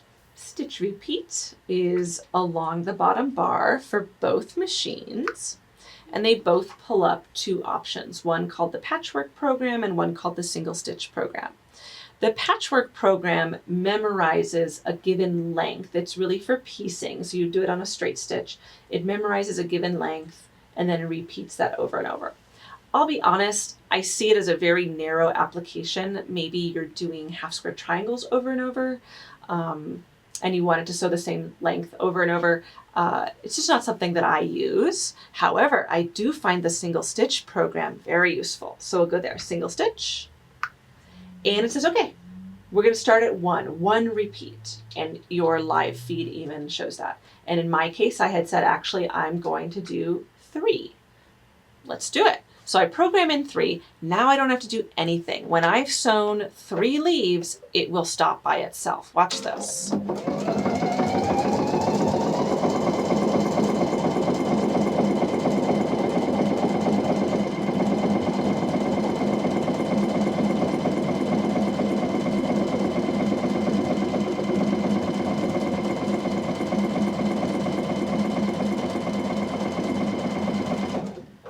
I didn't do anything. It just stopped. So that's cool when you want to do more than 1 or 2 stitches, but you don't want to have to sit there and micromanage it, and you're not eyeballing a distance. You know how many you want. You can use that single stitch program, which is awesome. To turn it off, we're going to unselect. So I'll show you. If you close stitch repeat by tapping the same icon, it doesn't turn off that single stitch. You can see it's still blue. There's something active on that menu. You have to actually select the same thing that you selected before. And now it's off and the menu item is white, and I get all my leaves back. I'm gonna sew infinity leaves at this point. Okay, so that's the first activity I wanted to do on the satin stitch, which is doing a given number of a stitch. The second thing I want to talk about is fine-tuning the satin stitch itself.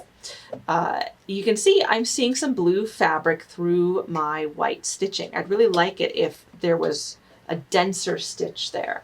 And you do have that in your stitch edit. The length value has changed somewhat. Do you remember on the stitch length for the zigzag stitch, I had said, oh, it's 10 millimeters, but that's counting it, you know, from left zigzag to left zigzag. It's kind of the same thing here. It says 21 millimeters. Oh my gosh. Well, it's not stepping 21 millimeters from each zig to each zag. It's 21 millimeters from top of leaf to bottom of leaf. If you want to control the individual zigzag, how close those are to each other, that's done with this new icon, which is this 0.4. And on the Expression 725, we see that as a toggle on length. Length and density sit behind each other. You can see that 0.4. So if I go down to 0.2, which is, I'm pushing my luck here, we'll see if I can do it. We should see a lot denser leaf, but that top to bottom distance is still going to be the same length, 21 millimeters. I only want to do 1. I'm pushing the scissor button as I'm in the middle.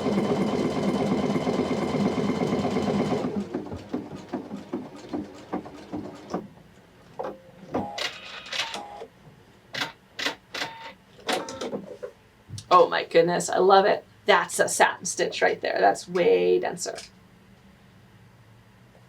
Okay, that density that you're seeing, there's a reason that we do this activity on a satin stitch. It's not available on other decorative stitches. Satin stitches are unique in that you may want to adjust the individual step forward on each zig and zag, as well as the length. Everything else, as you change the length of the stitch, the overall length of the picture is going to change. So this is only available in this satin stitch category, which is category 4. Okay, so that's enough for this leaf. Let's go check out some of the other cool decorative stitches on this machine and what we can do with them. So to go to our stitch selection, we could go into our submenu, or excuse me, our main menu on the performance icon, but I am used to just doing everything from the screen here, same as we do on the Quilt Expression 725. And you'll notice I've got decorative, I've got miscellaneous. I do like my miscellaneous stitches. So we're going to go to 6.3 on the performance icon. I suspect it's the same. Let's check. 6.3 on the Quilt Expression as well. And I love this car.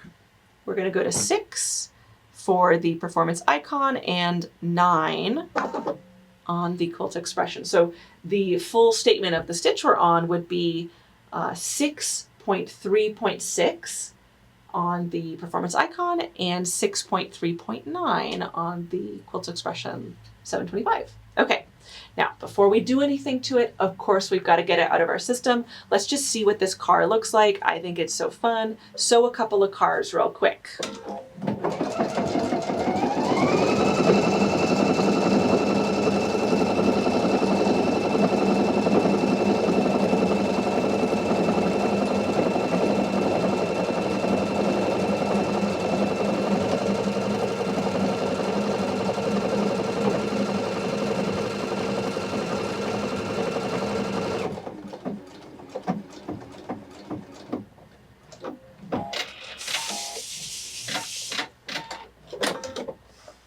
Okay, there's my car. I think it's such a good detailed car. And what I want you to notice is that by default, it is driving up and to the left. If you feel like on this car you really can't see the difference between up and down, we can go to a turtle instead, or what have you. That would be 6.2. There is also a turtle, and this one, I think I'll just pull it up on my screen so that you can see it. On the Quilt Expression, that's also 6.2.6. There's a turtle. Okay, so the turtle's walking up and his legs are to the left. Same thing with the car. It's traveling upward, wheels to the left. Let's say that given the project I'm on, I need the turtle to flip so that the legs are on the right, or the car to flip so the wheels are on the right. Maybe because my project can't be turned. Because it's a bag and I need it on the free arm, or it's a sleeve and it's on the free arm and it can't be rotated 180 degrees. I flip my turtle, no problem. How do I do that? There is a mirror icon. There's actually 2 of them here on your stitch edit, and that is identical on both machines. Close my submenu. We've got triangles sitting next to each other. We want to mirror the turtle from left to right, and so I'm going to pick the triangle that is flipping over the vertical axis. If you're not sure what I'm talking about, you can try touching both, but only one of them is going to do what I'm saying, which is the legs or wheels flip to the right, but the item is still moving upward, the car or the turtle. Okay, now let's say that, again, for some reason, I actually need him traveling downward. I've got another icon for that, which is the flip over the horizontal axis. Now my turtle, its legs are to the right, but it's traveling downward. Car the same, wheels are to the right, traveling downward. Now I want you to do some playing around. Can you make it so that your turtle is traveling downward, but its legs are to the left? Or your car is traveling downward, but the wheels are to the left? What do you do? Now, guess and check is perfectly fine for this, but you can say, okay, I'm flipping over the vertical axis. That's this guy here. And now he's traveling downward, legs to the left. Now I want to go back to how I was. I can undo, this is green, that means I've changed it. I can undo that. White, I'm back at default. And he's traveling up. Now, if I had done something and I was like, oh, I don't remember what default is, I can always reselect my stitch. 6.2 turtle, and he's all back to default, which is traveling up, legs to the left.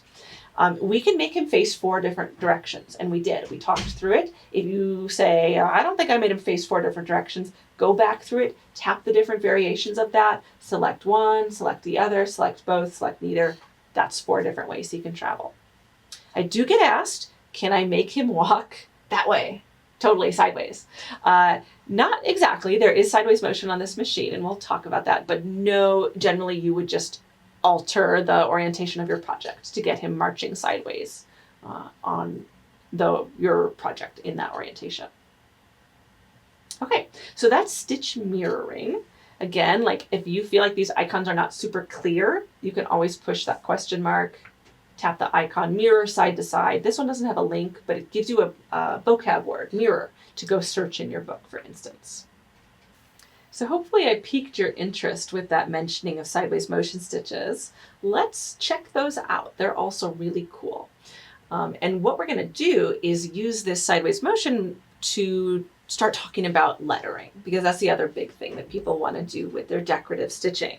So if we go to our stitch selection and we go past miscellaneous, we'll go to find 7, which is monogram, and that's true of the Quilt Expression 725 as well. The Performance Icon has the fancy script font. The Quilt Expression 725 has 2 different fonts as well that you can choose from, so 7.1, 7.2. And let's say that I want to do a QB for Quilting Bee. I've got my cube, tap it, and you'll notice right off, it's not giving me infinity cues. This is one of few stitches that's not chained together, mostly because it's going to come back to where it was, and then to get forward it would have to stitch through itself. Plus a monogram, why would you be stitching infinite cues? So we're going to pay attention to our recommendation. It says number 8. Number 8 is a supersized number 2A. If you hold them next to each other, it's like 20% wider. If you can't find your 8, the 2A is acceptable. The one hard rule is you do not use IDT when you're doing sideways motion. That thing is built to go forward and back. It is not built to go sideways. You don't want it being pushed sideways by the feed dogs. So no IDT. Okay. Find a clean starting point and let's see what happens. What we're going to see is your fabric literally moves sideways, which is really cool. You can do what I call fingertip guiding, which is where you just make sure that the fabric is still parallel to how it started or perpendicular to the plate, let's say.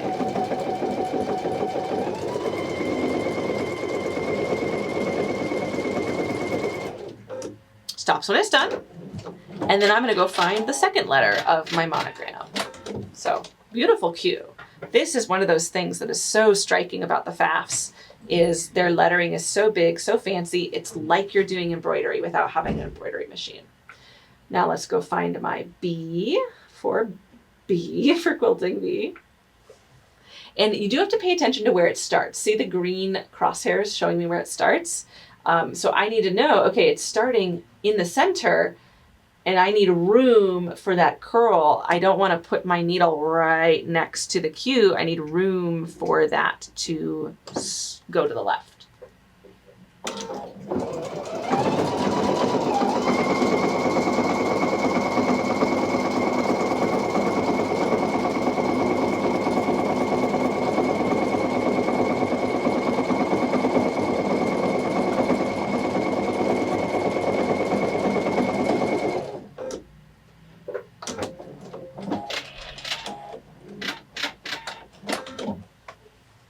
How fun. Now I usually cover up for the fact that, getting them perfectly level is hard.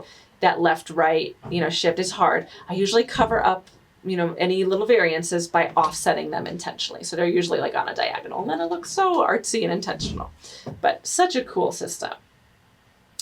That said, if you want to do lettering and you want to do a quilt label, this would be really laborious to sit there and program in each letter.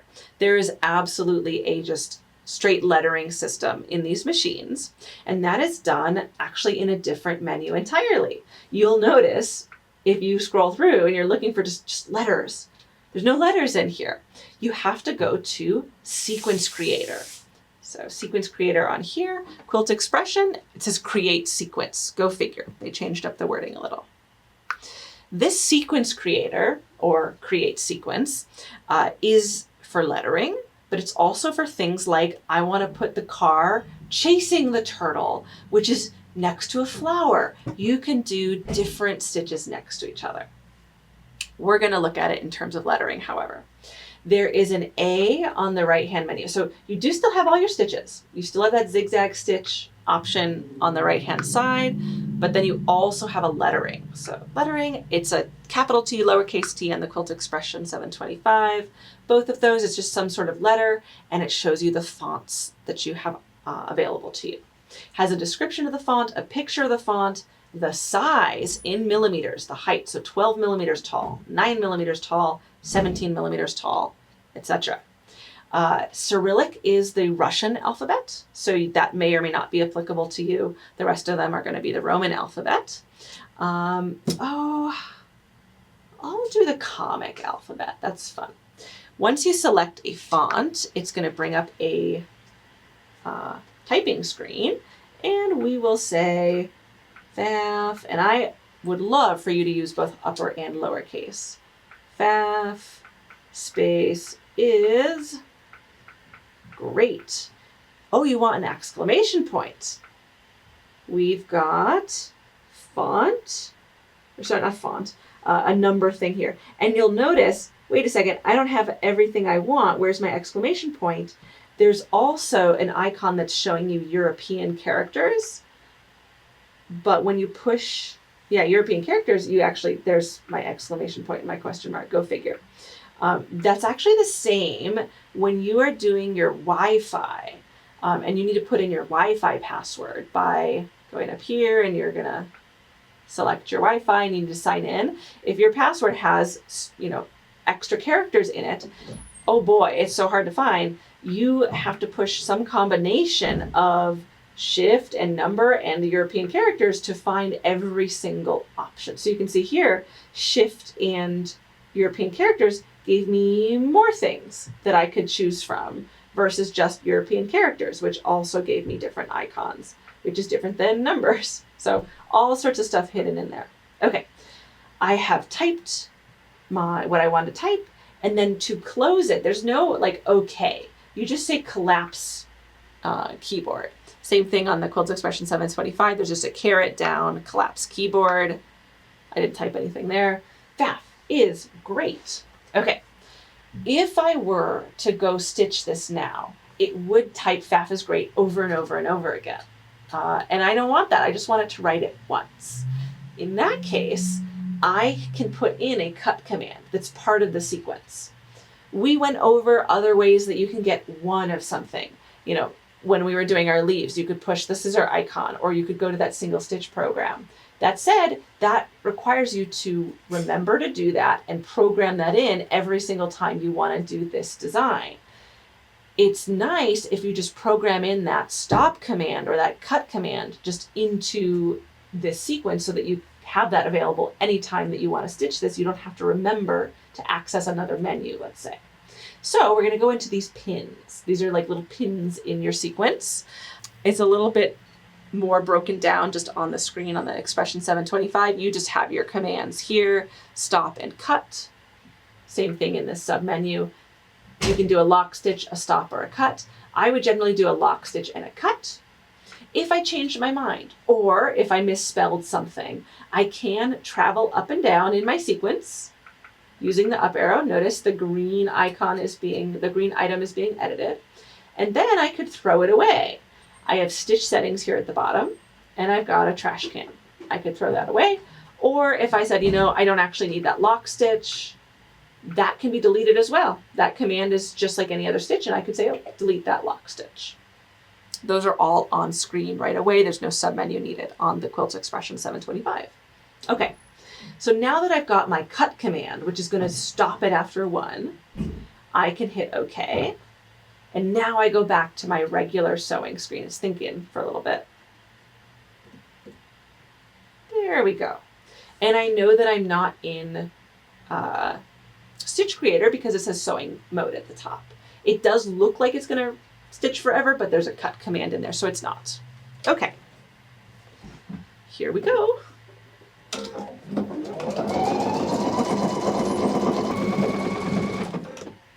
All right, let's see what we did. Oh my God, it's so cute. Pfaff is great. You can stitch rip out the baseline stitch, but there's no way to get rid of that baseline stitch. It does need to travel between the letters, and so that's what it's doing there. But that looks awesome. Okay, I do get asked, can I make it stitch multiple lines all at once? No, you can't. You would need to stop and then move. It cannot jump itself down a line. But you could program in made by Grace, stop command. In 2026, stop command with love. And then when it does the stop, you would move your fabric. So that's the workaround. Cool. We're going to go back into Sequence Creator. I want to show you one more cool thing real quick, and then we'll move on to other decorative options. Okay, so before we go on and look at other abilities for Sequence Creator, let's say that I have put some time into writing out a phrase that I put on all my labels. Maybe I always say made in 2026 with grace, with love, by Grace. And I don't want to write that out again. I can save it to use it again when I'm done with my next project. The way that we do that on the performance icon is we are going to use the heart icon in the bottom left-hand corner. It's actually off the screen. Push the heart. And this brings me to my storage. There's a couple places that this can store. My Sewnet is the digital cloud-based storage that you have access to when you have an icon machine. If you're logged into Wi-Fi, then it will, sync to the cloud and save that there. When you're not logged into Wi-Fi, it does save just to the machine's memory, but you don't have another choice. There's nothing that says machine memory. It's just my Sewnet, but you're not connected to Wi-Fi. And you can call this whatever you want. You get a little label. So we're going to call this Pfaff. And then we are going to hit OK. If I wanted to save it to a USB device, because my friend has a performance icon and she wants to use my quilt label, I could do that by selecting a USB device if I had one plugged in. We're just going to say, okay, it's in my Sewnet. Now, if it's a new day, how am I going to find that stitch? It is different. So we are going to simulate a new day. And actually, this is kind of cool. We're going to hit home, start sewing. Oh, okay. Nope. We're going to hit this window icon, bottom right, new day. There we go, new sewing session.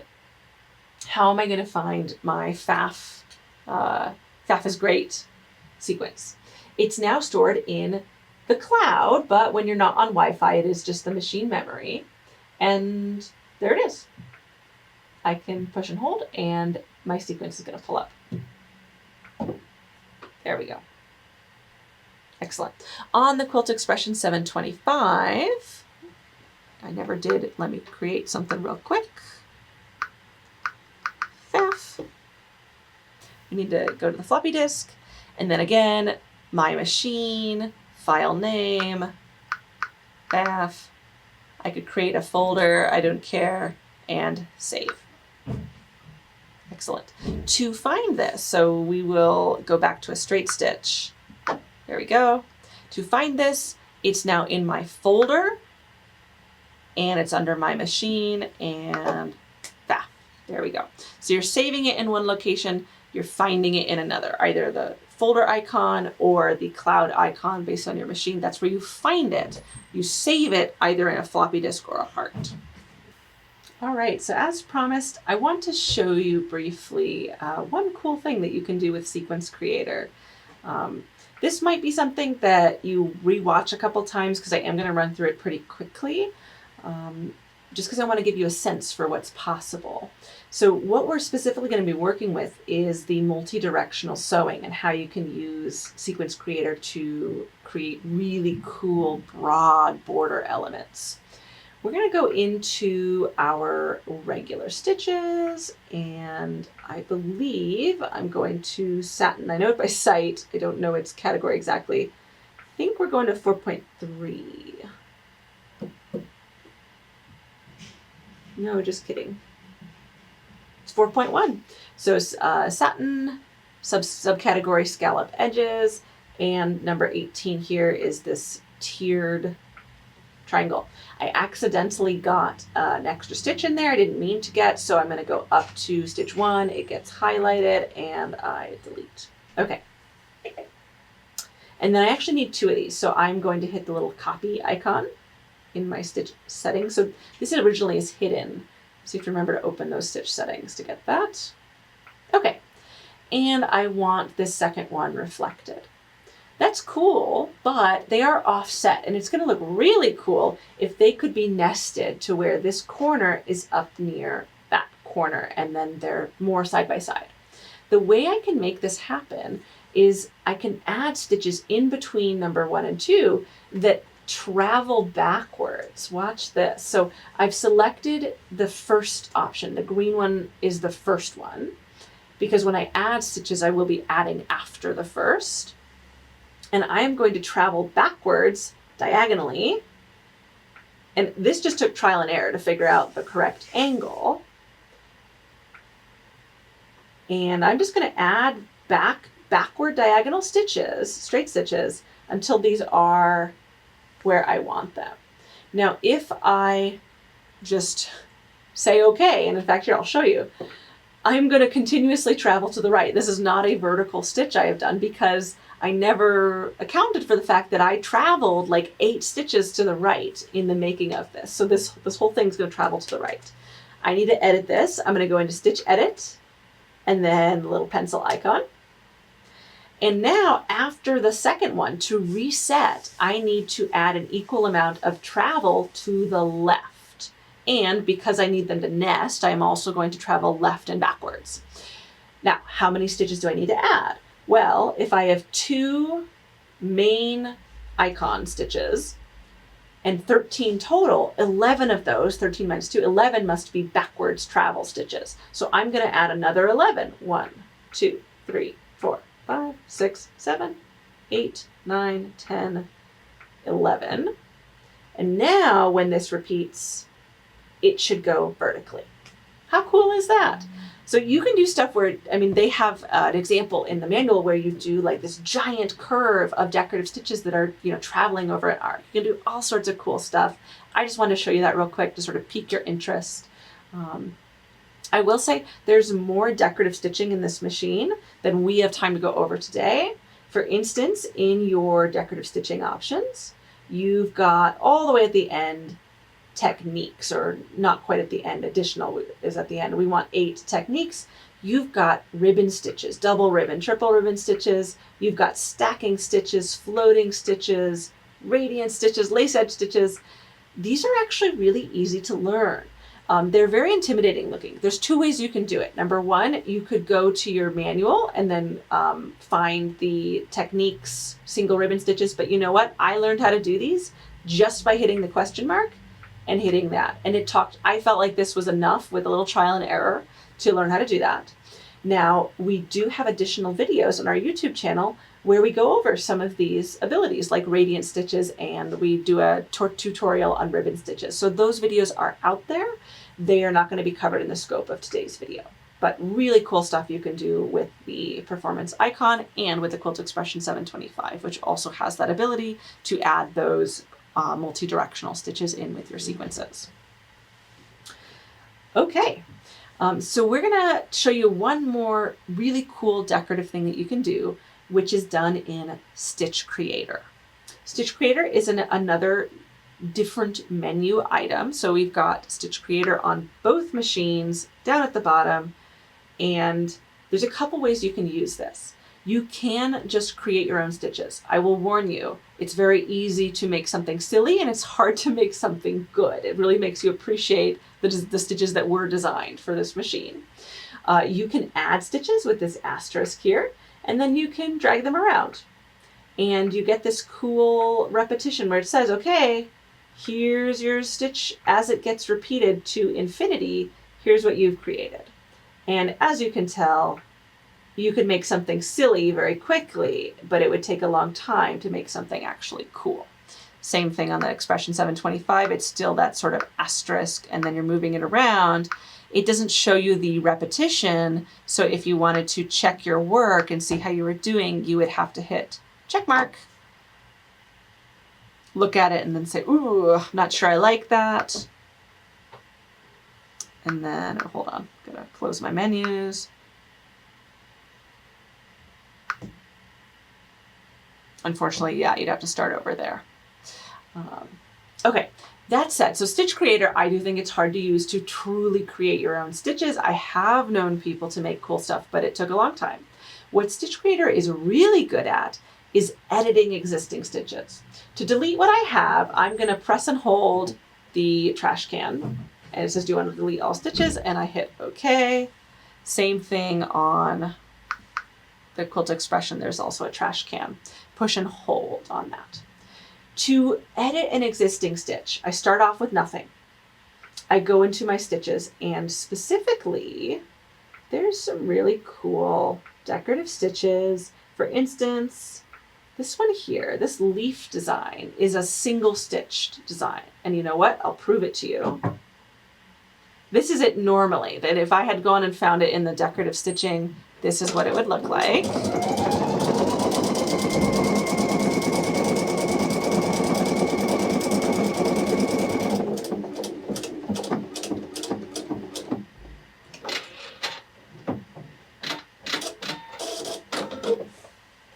It's nice, but it's not bolded in the way that my lettering is. That lettering is awfully visible in a way that the leaves are not, because they're not triple stitched. It's only a single stitch going forward. It's not going forward, back, forward on every one.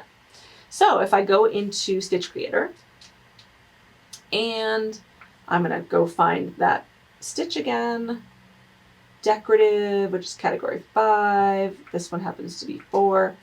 Notice how when I pull it in, they're all green. That means everything is selected.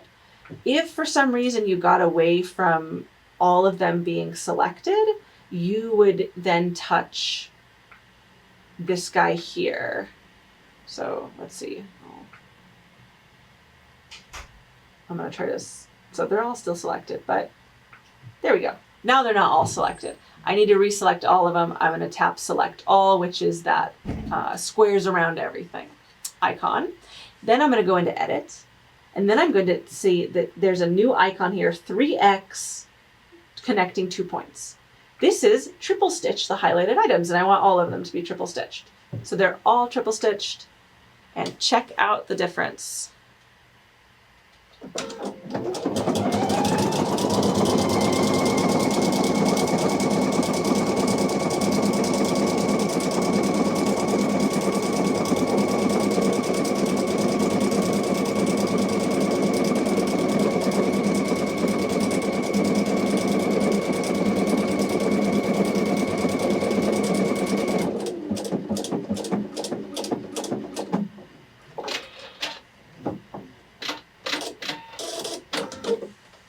Whoa, that is way more visible. I think that is such a cool effect, and kind of an underutilized thing about this machine is being able to do that triple stitching. You could save this now, again, heart on the performance icon, floppy disk on the Quilt Expression 725. I would call it something like leaf triple, let's say, hit OK, and that's now accessible in my cloud icon. And I could use that next time. That's like a custom stitch I've made. How cool is that? We haven't talked about balance yet, which is the last one here. This one, luckily, you don't have to use it terribly often. You use it when you're getting an unwanted effect, where maybe your leaves don't actually touch. Maybe they're pulling apart from each other so that those center lines don't actually touch. In that case, you only find out about that when you've stitched it and then it looks weird. What you're doing here is showing the machine the issue that you're having. Change the preview to watch what's on your, so you say, okay, the leaves don't touch. I'm going to try to show it just how bad it's looking. And it can be a little hard to, there we go. Yep. See, they're not touching anymore. So I've told it that's the effect I'm getting. And it does something in the background about how far forward and backward the machine is stitching in order to tighten those up, which is pretty cool. That, hopefully, you won't have to do. That's pretty uncommon. It's generally on, say, very thick. If you're doing decorative stitching on like a quilt sandwich with batting, you might have to mess with this. And believe it or not, that is the decorative stitching that I wanted to show you. From here, we're going to do a couple of practical things before we close out with cleaning and maintenance. Okay, so there's 2 things I want to go over in our practical section, which are the 2 things that people generally are a little nervous to do on their own, which is to do a buttonhole and to do some free motion quilting. We're going to start with the buttonhole, and this does use this really cool big Sensormatic or programmable buttonhole foot. This is the same one for both machines, so you're both going to be looking for this big metal foot with the cord on it. Now, using this buttonhole foot, there's some steps to it, and I want to show you how you can go through this yourself once you're done watching this video with no fear. And that is simply that we're going to use the tutorial. So I push on the book in the upper left, and I am going to be looking for, okay, yeah, if you have a Quilt Expression 725, you can read the manual. The performance icon does actually have a step-by-step, which is really cool. So techniques and tutorials, the yellow icon that you can, the yellow line you can tap between. We want to do a closure. So techniques and tutorials. See if I can get there. Closures. And then an automatic buttonhole is the very first one. We're going to tap that. And this is more than just a view of the manual. This is a step-by-step that includes some cheats, essentially. Oh, whoa, I've never done that before. It's cool. I definitely want to, I generally see that just as, there we go. Okay, that's generally how it shows to me.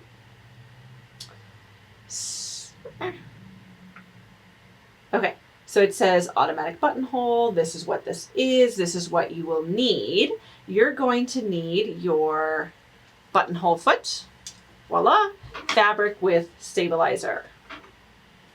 And then I also use a chalk pencil to mark my fabric. I have been known to use a Sharpie for demos. Don't do that on your actual garments. And then it says, okay, you're going to need a buttonhole stitch. And there is a set of buttonholes in the machine. It's 1.3, and there's multiple buttonholes. But something I think is kind of cool about this step-by-step activity is it says, here, just tap the buttonhole. Well, thanks. And it loaded the buttonhole. Okay. It's going to say to disengage the IDT, and it's going to talk me through the rest of this. I will say I'm your manual right now, so I'm just going to talk you through it. I wanted to show you there that that step-by-step is there for the next time you want to do a buttonhole. But from here, I'm going to take over. Okay, so there's a couple of things you have to prep. You have to prep the machine, you have to prep your fabric, and you have to prep the foot. So we're halfway through prepping the machine, which is we're on the buttonhole stitch. But we do need to tell the machine how big of a buttonhole to make. We'll come back to that. So we're already there, but it actually doesn't show us that we're ready to tell it. There's no like length of buttonhole option. In fact, there's an option missing, and that's because it knows that we have not put on the automatic buttonhole foot yet, and so there's nothing to program. It won't give us that option until this is plugged in. So to put this on, this is part of that foot prep, we're gonna go for the silver bar. This is the 5A foot, silver bar toward the front. Clip that silver bar on, you'll notice the metal slides around on it. Take my word for it on the video, but do tuck your head back here. There is a plug-in on the back of the machine close to the left-hand side. When you plug in, you want the 3 dots on this. It's embossed with 3 dots facing out, so that if you peer your head around and look here, you'll see those 3 dots. So this gets plugged in just like this. And once it's plugged in, voila, it's a programmable buttonhole foot. I get my length value. So we are going to measure our button. And, well, I don't have one. I have a bobbin. I can hold my bobbin up and say, that's my button. And here is my measuring tool. And this bobbin is, oh boy, 21 millimeters. And I am going to go by millimeters because the Pfaff speaks to me in millimeters. It's 21 millimeters. Buttonholes are 2 to 3 millimeters bigger than their buttons. So I would need a buttonhole of 24 millimeters. I'm going to change this value. There we go, to 24 millimeters. Okay, now the machine is prepped. I've got the buttonhole stitch pulled up, and I've got my stitch length, or my buttonhole length, programmed in. We've put the foot on, we've plugged the foot in, but there is one more prep for the foot that we need to do, which is we are going to align the red arrow that's on the plastic right in front of where the needle goes in with the notch in the metal. Towards the front of this metal casing, there is a notch along the inside track, and the red arrow and that notch align. What you're doing is putting the bulk of that metal casing toward the back because this buttonhole stitch is going to stitch backwards towards that opening in the casing. And so we're putting all that space to the back. Okay. The last thing we need to do is prep our fabric. We've got stabilizer in there. And then on a real project, you don't just put buttonholes wherever. You mark them. And this stitch starts in the bottom left-hand corner. I know that because there's a little crosshairs in the bottom left on the buttonhole. And so if I know on my jacket, this is where I need the buttonhole, I'm going to put a crosshairs in the bottom left corner and then put my needle in the crosshairs. I do think I'm off my stabilizers. This might be a little bit of a crunchy buttonhole. Okay, from here, I should just be able to run the machine. Again, great spot for the start stop button.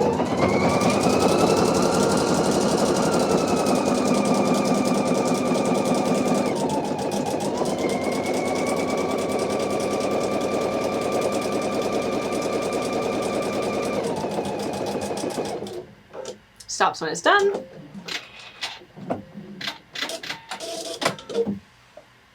And I've got a buttonhole. I can do this over and over. If I have 16 buttonholes to do, it's all programmed now. I just need to keep marking that bottom left-hand corner and I can stick up the garment.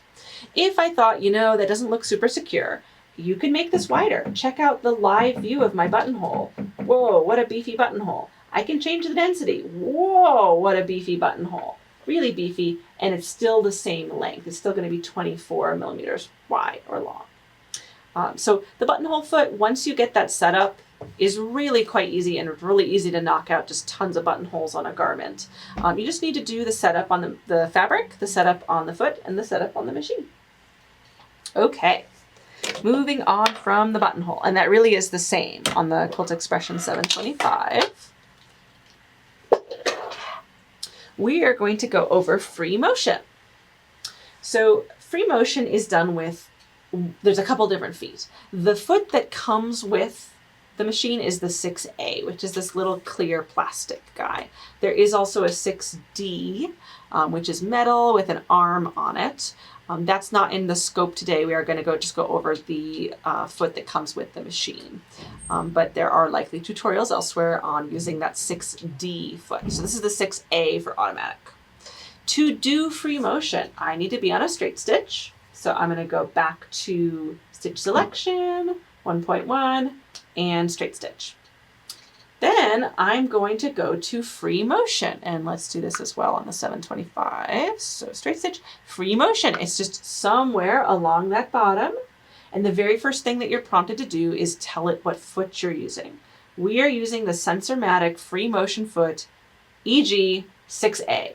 So you're just looking for that 6A versus, look, 6D has its own as well. So you never have to guess what sort of fancy name they've given it. They've given you the 6A or 6D. This, by the way, says 6A on it. It says 6A. Okay. Why do I have to tell it what foot to use? Depending on what foot you tell it that it has, it actually sets your shank height different heights. The shank height for the dynamic spring foot is different than that for the spring foot free motion, is different for the Sensormatic free motion foot 6A. It will make a functional difference. As well, when we choose 6A, it lets us set our presser foot height. This isn't just presser foot pressure now, this is presser foot height, literally millimeters difference between the extremes, because if you have a really thick quilt, you're going to need this foot to be higher. Very thin quilt, you'll need the foot to be lower. To put the foot on, this one's very easy. There's a silver bar to clip into, and the clear horn goes just in front of the shank, and it just lifts on. There's that clear horn right in front of the adapter shank. Okay, I've also got the world's tiniest quilt square. You can get your own. This is batting and 2 layers of quilting cotton. And my feed dogs dropped as soon as I selected a foot. Now, interestingly, they don't drop until you select a foot. I think that's actually a good safety mechanism. You have to tell it which height to set the foot to for you to be able to free motion. Okay. And then best practices, I am going to bring my bobbin thread up. This is getting into probably more detail about free motion than we really need to get into, because this is a learn your machine class, not a free motion class. But I'll just show you by example, and then you can look into free motion more if you are curious about starting. I'm going to bring my bobbin thread to the top, and then I'm going to put my needle in where I just came out. Okay, I said before, many hours ago, that I would make a strong pitch for using the start-stop button when you're free motioning. And that is because free motion is about consistency. It's about moving your fabric at a consistent speed and moving your needle at a consistent speed. So I can do this with the foot control, and I'll show you, I will. And you can give it a quick try. My goal is to move the fabric at a very consistent speed and the needle at a very consistent speed so that my stitches look even. If I am herky-jerky, faster, faster, faster, slower, slower, slower, I get big drastic changes in my stitch length, which people can tell it looks amateurish. I like to take my foot out of the equation. That's like one too many appendages for me. I can run the machine at whatever speed I want using my speed control and the start-stop button. And then all I have to worry about is the speed of my hands and moving my hands at a consistent speed. If I feel like I have some drag, which I do, I'm going to raise the foot a little. I'm going to go to -2. There we go. If my fabric is a mile away from my foot, or my foot's a mile away from my fabric, I need to go to a lower position, getting that foot closer to the fabric. What I'd love for you to do is pause me and spend a couple minutes just trying the free motion. And you're not allowed to be mad at yourself. You're not supposed to be perfect at this within 30 seconds of trying it. So just give it a try. Okay, hopefully you had some fun. That wasn't too stressful. Again, I can't see what you're doing, so there's no judgment here. And I did okay as well. Free motion is something that is totally within your reach if you put in the time to practice. The setup was pretty darn easy. We went to free motion and we selected the foot. Maybe we adjusted our height a little bit of our foot. The one thing that does get people is getting out of free motion. To get out of free motion, it's not as easy as just closing that menu. Notice it's still blue, which I have said before means that's active. There's something active there. I need to unselect the foot. And then I hear this nice click command showing that my feed dogs are going to come back up. They don't jump back up. They don't fall upwards, but they will come back up. And I can verify that because that menu is now white. Same thing here. Close that. Notice it's still blue. Undo it. No longer blue. It's white. So you have to unselect the foot in order to bring your feed dogs back up. Okay, so that was our real quick foray into the two scariest techniques, and we will move on to cleaning and maintenance. Okay, we've come to the end of our lesson where we're going to talk about cleaning and maintenance. And the cleaning and maintenance is going to be focused here under the plate. Even though you can access this space up here, the most that they want you to do is maybe if you've got a thread caught, you know, you'll pull it out, or you could get your lint brush and you could lint brush. Nothing to oil, certainly nothing to try to unscrew up there. They're very protective of that zone, and I don't blame them.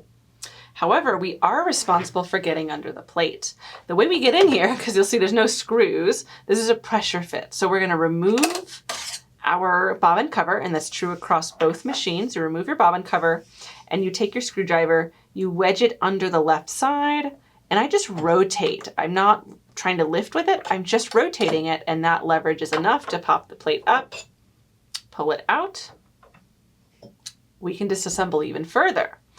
We take off the like threading platform, and then when we pull our bobbin out, the bobbin basket comes with. And that's also supposed to come out. And this is what we're left with. This is the hook race. This accumulates lint, as you can tell. I need to get in here and clean this. So you're going to lint brush all that.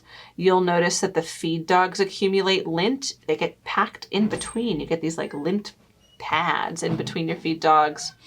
You might see some thread sticking out of your thread cutter here. This L shape here is your thread cutter. If there's thread sticking out, you can get your tweezers and pluck that out. So lint, lint, lint, lint, de-thread, stuff like that. Now you can actually oil your machine. They don't need oil.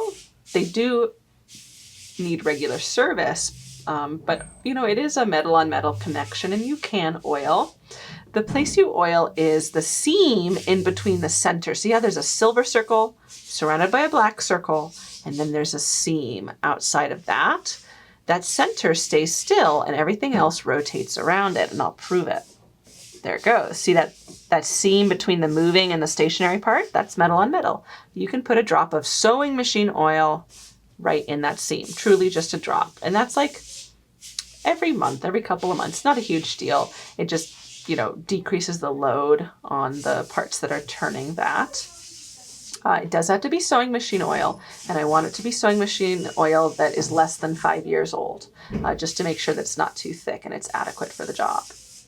Once you've done your cleaning and maintenance, and you know, I would do this every big project, every couple of small projects, keep it nice and clean, then you have to put it back together. And putting it back together is where people sometimes get into trouble. So I want to point out to you, so the first thing that goes in is the bobbin basket. Notice that that thread path for our bobbin goes down at the bottom. So that silver part needs to be down at 6 o'clock, which leaves this opening for the needle up at 12 o'clock. That makes a lot of sense. If there's no opening for the needle, you will have a bad day. So that needs to go up top. We're going to lay that in there, and it lays just flat on top of the rim. If you had some sort of weird, oh, it's really high over there, it's really low over there, you've definitely done that wrong. It needs to be level, and it's got a little bit of wiggle to it. Then we can lay the threading platform on top. I put this in closest to me first, and then I let the top fall down. And then the plate goes on. This is reversed from how it came out. So remember, we popped up the part of it closest to us. So then when it goes back in, it must be that the top goes in first, and then this part closest to us goes in last, because that was what came up. And this is a pressure fit. Push, pops down. I check my work by turning my hand wheel. If it's really hard to turn my hand wheel, or if my needle hits something once it's all the way down, I've done something wrong and I need to disassemble and reassemble. But at that point, we've done all our cleaning and maintenance. We can put our bobbin back in. There's my Pfaff.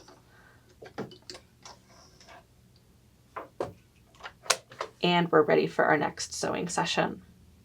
So that finishes up our brief tour of the Pfaff Performance Icon and the Quilt Expression 725. I hope you enjoyed learning more about the abilities of your machine, and I hope we gave you some troubleshooting tips and tricks as well. We do love if people tell us, you know, where you're watching this from in the comments. We'd love it if you'd leave us a like if this was helpful to you. We love if you show that this was helpful by interacting with the video in some way, and then we know that we should continue making these for your learning and your enjoyment. We hope to see you next time in our next video.